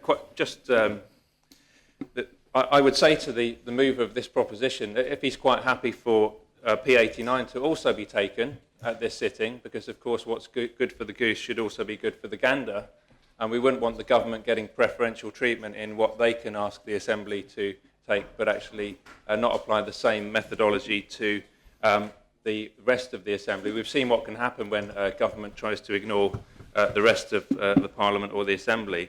Then I would be quite happy to support P76, but I'd be loath to do so if in fact we find out later on that double standards are being applied to this. So perhaps the External Relations Minister can give his view on that and a commitment that we should take two pieces today on what is, after all, a relatively light order paper. Senator Fund. Thank you. So I do hear my colleague Deputy Tadier, but there are two completely different sets of circumstances around the reasons why we're discussing this. One is to deal with urgent supplies of medicines in circumstances beyond our control relation to Brexit, and the other circumstances were outlined by Deputy Mass on an email to members last night. So, well, there are two different issues. I think we should discuss them separately. Deputy Moran. Thank you, sir. I've noticed since I joined the Assembly just over a year ago that the Assembly has been, in general, sympathetic to all requests to shorten the lodging period. And so I personally will support that, and also Deputy Tudier's request as well. But I am very curious as to why it should be first on the order paper.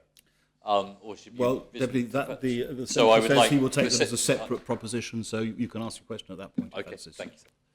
So any other member wish to speak on the proposition to have the matter dealt with during the course of this sitting? Senator Gorst.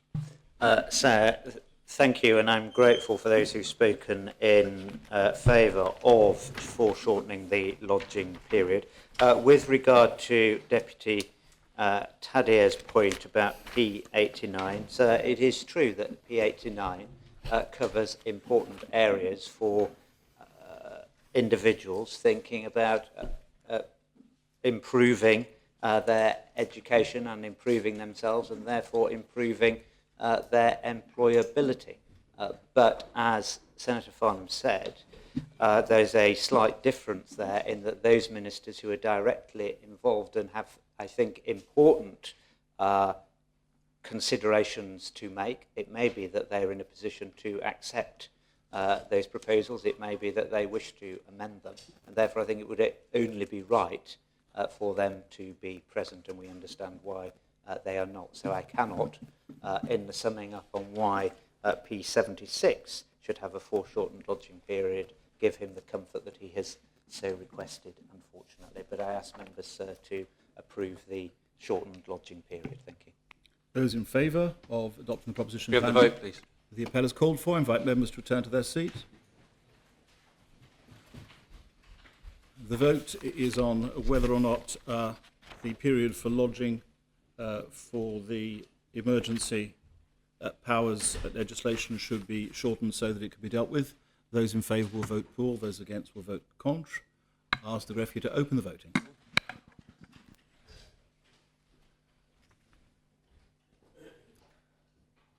Members have had the opportunity of casting their votes.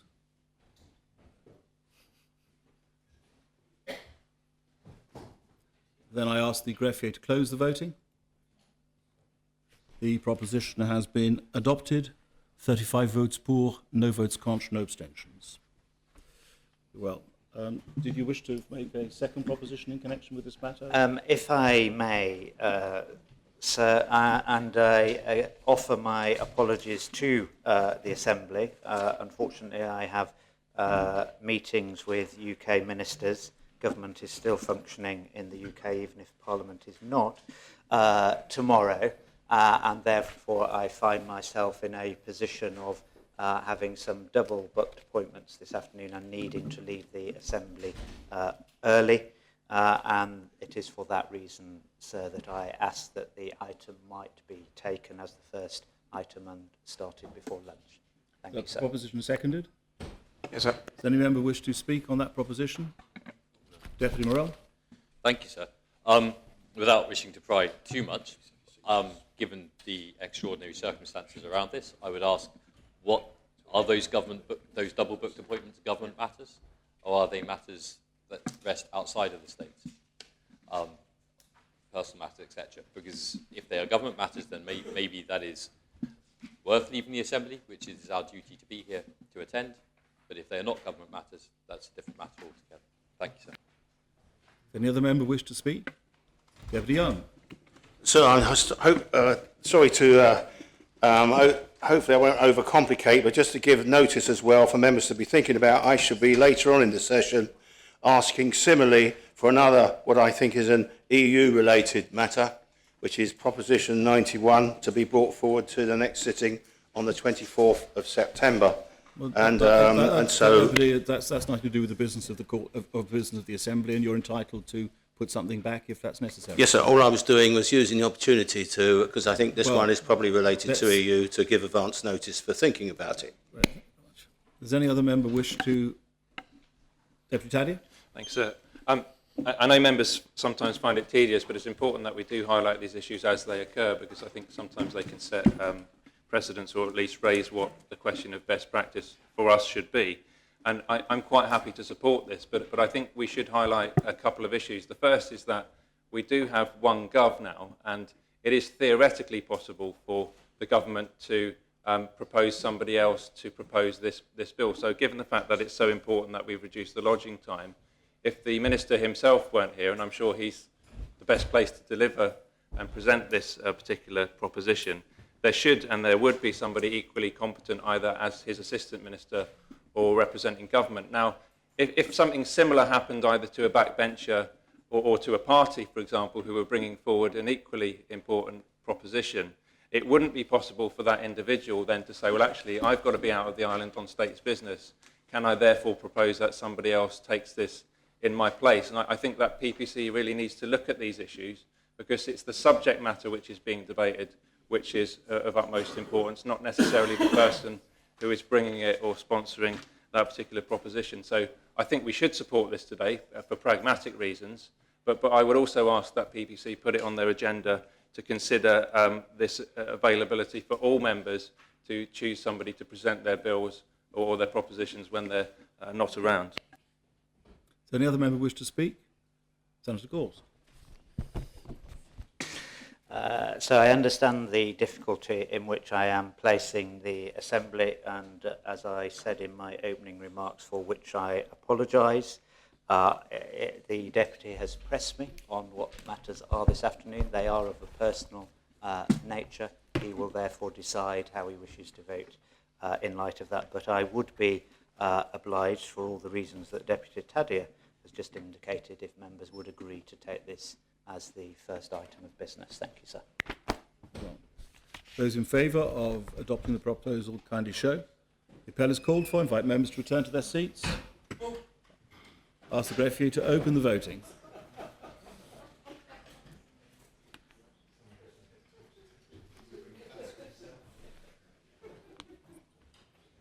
If members have had the opportunity of casting their votes, ask the greffier to close the voting.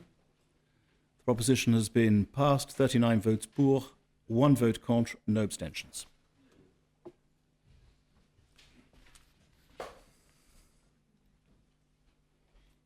Very well.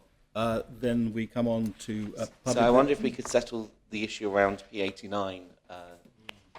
Well, is someone going to propose that is dealt with? What are we deciding now, sir? Well, I think it's largely it's your proposition, I think, Deputy. That's my proposition, sir, certainly is. I'm not sure if you've been out of the Assembly, but we have agreed to take the emergency powers legislation within a reduced lodging period to be dealt with during this session, and as a first item of business. During the course of the debate on that, there was discussion about whether your proposition should also be dealt with at the same time in terms of listed for debate at this session. I'm perfectly content for it to stay where it is, but I will be proposing that it's taken, even though it's 2.5 weeks and not 4 weeks, a lodging period.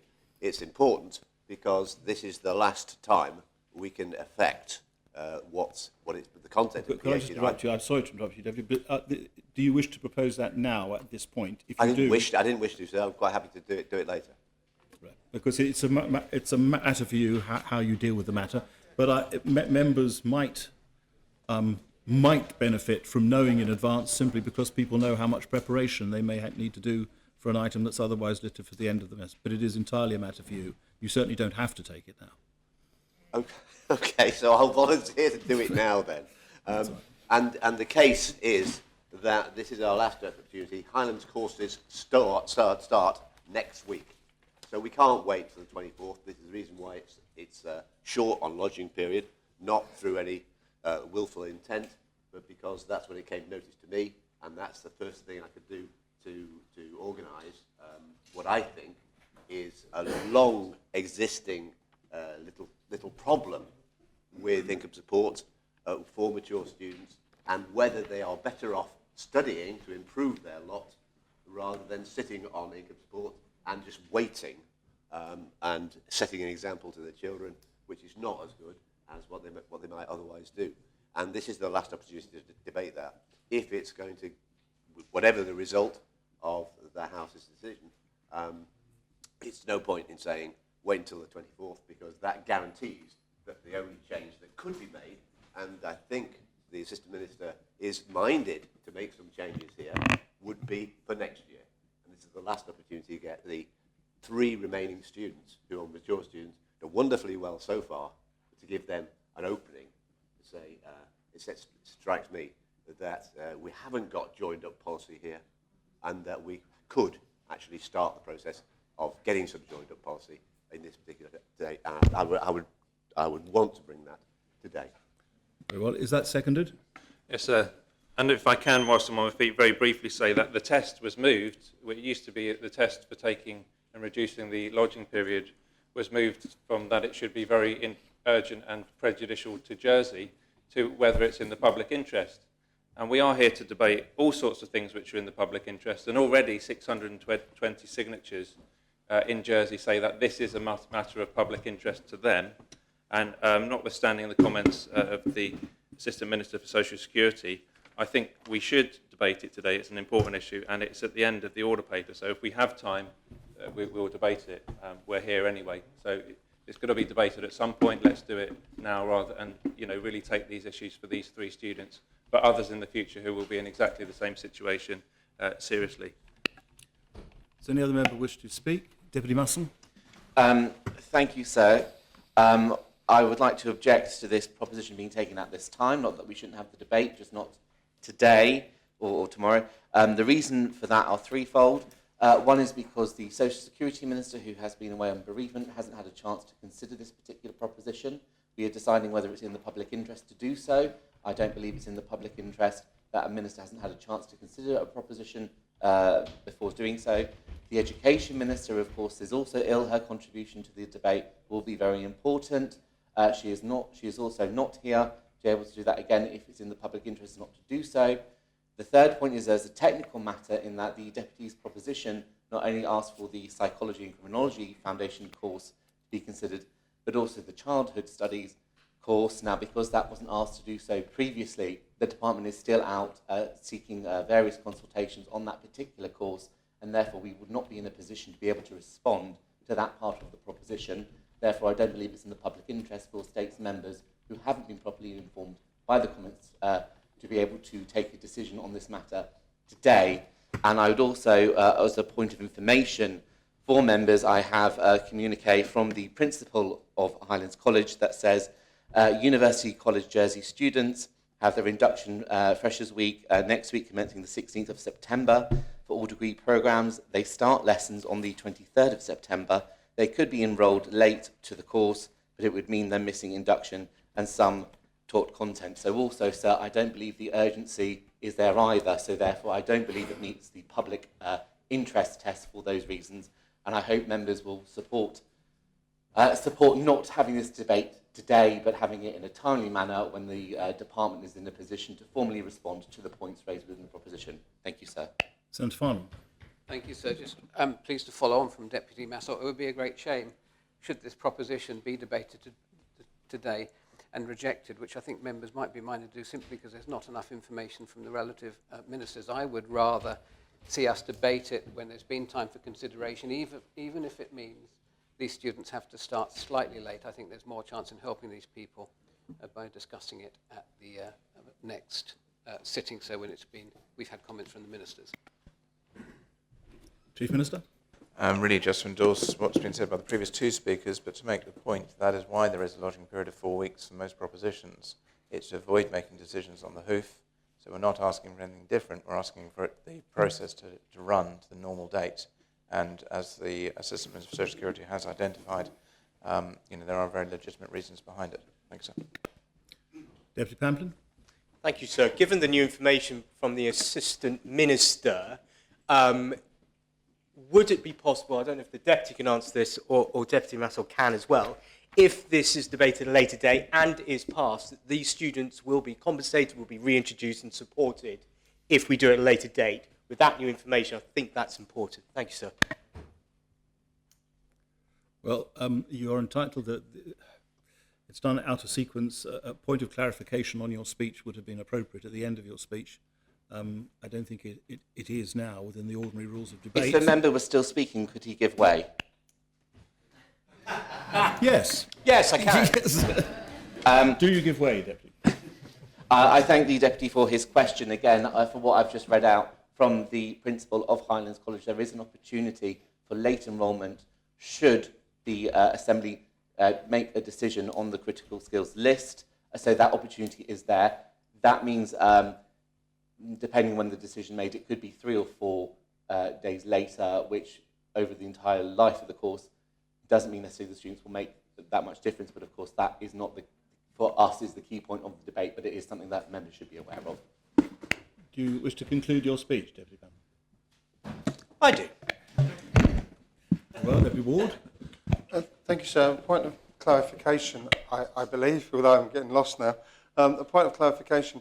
So if this is taken later, which means that these 3 students could actually access the course, only start late and miss induction day, forgive me for going back over this, get my train of thought together, therefore be reimbursed what they're doing. Does that mean that the Minister may be minded to support it, or is this a delay in order that they can gather their guns in order to not support it, which is what I'm concerned about, given that there are a number of officers working on it, and the Assistant Minister, I'm sure, is more than capable. Well, it's difficult to know what... I think that's it's difficult to know that's a point of clarification because it was raised very much late in the day. Points of clarification generally follow on from the speech of the Speaker. So someone will stand during the course of the speech or at the end of it and say, could I have a point of clarification about what you've just said? There's no ability to put questions generally to speakers who have already spoken because that would be simply a mechanism by which speakers could speak more than one time during the course of a debate, which is against standing orders, I'm afraid. Senator Mezek. Thank you, sir. I think Deputy Ward has made the best point here is what we could risk doing by not accepting proposition from Deputy Southern to debate this sooner is end up extending a limbo period where these students don't know what they can or can't do and actually at the end of it don't have a guarantee that there will be a solution presented to them. So I think on that basis it is right to debate this today as Deputy Southern is asking for. And I just make the point that I do think it's odd that late enrolment could be considered a preferable option. Surely it's never a preferable option, and actually you want students to have that security and stability as early as possible, knowing when they're going to start, knowing what preparation they've got to do, not just in preparation for their studies, but for their home life as well, to make sure that that's organised properly. And I say that as somebody who, at the start of my university degree, was disrupted because of an administration problem, and it's very stressful and unhelpful in those few weeks period, and actually it is right to debate this as soon as possible. Deputy St Peter. Yes. Should this be deferred or debated at the appropriate time and then subsequently accepted, can I ask the Assistant Education Minister to give us the assurances that he will put all his support in? I'm sorry, Deputy. We must keep the proper order of debate. The Assistant Education Minister is merely a speaker in the debate. He's not a mover of the proposition. The ability to question him arises for points of clarification at the end of his speech, but he's not available to generally answer questions. Can I just raise a point of order? It must be possible for the Minister to indicate whether he's in favour of what members are asking, but simply by putting a thumbs up or a thumbs down. The minister can give a confirmation, or somebody else from his department who hasn't spoken yet can tell us what the government policy of his department is on this particular issue.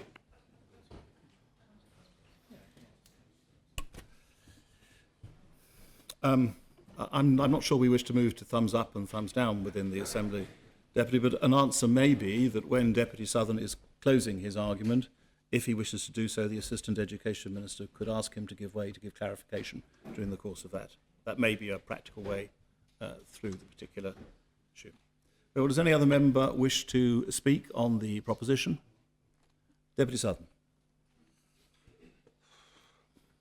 Yes, sir. I think the case has been made.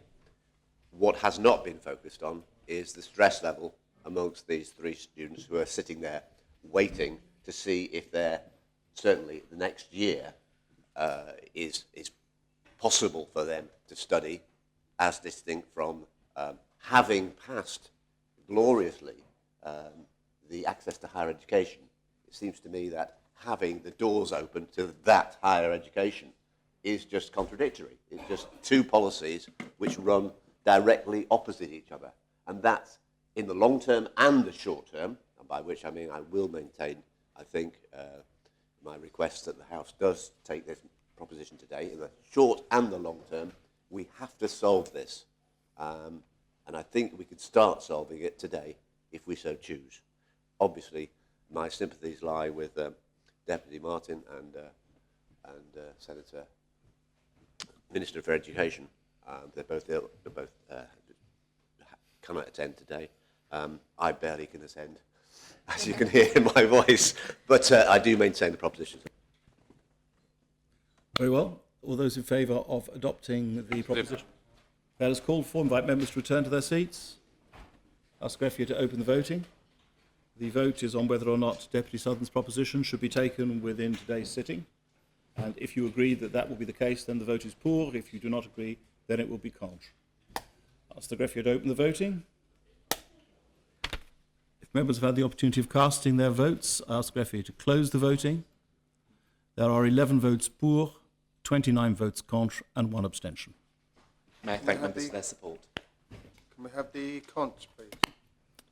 Those voting contre were Senators Gorst, Farnham, Ferguson, Le Fondre, Pallet, Constables St Clement, St Saviour, St Brelard, St John, Trinity, St Peter, St Mary, St Juan, St Martin, and Deputy of Greville, Lewis, Masson, Pinnell, St Martin, St Juan, Wickenden, Truscott, Ash, Geda, St Peter, Trinity, IA, Pamplin, Garden.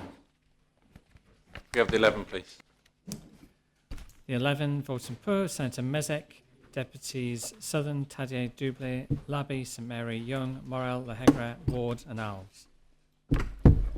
Call for the adjournment. The adjournment is called for. The Assembly stands adjourned until 2:15.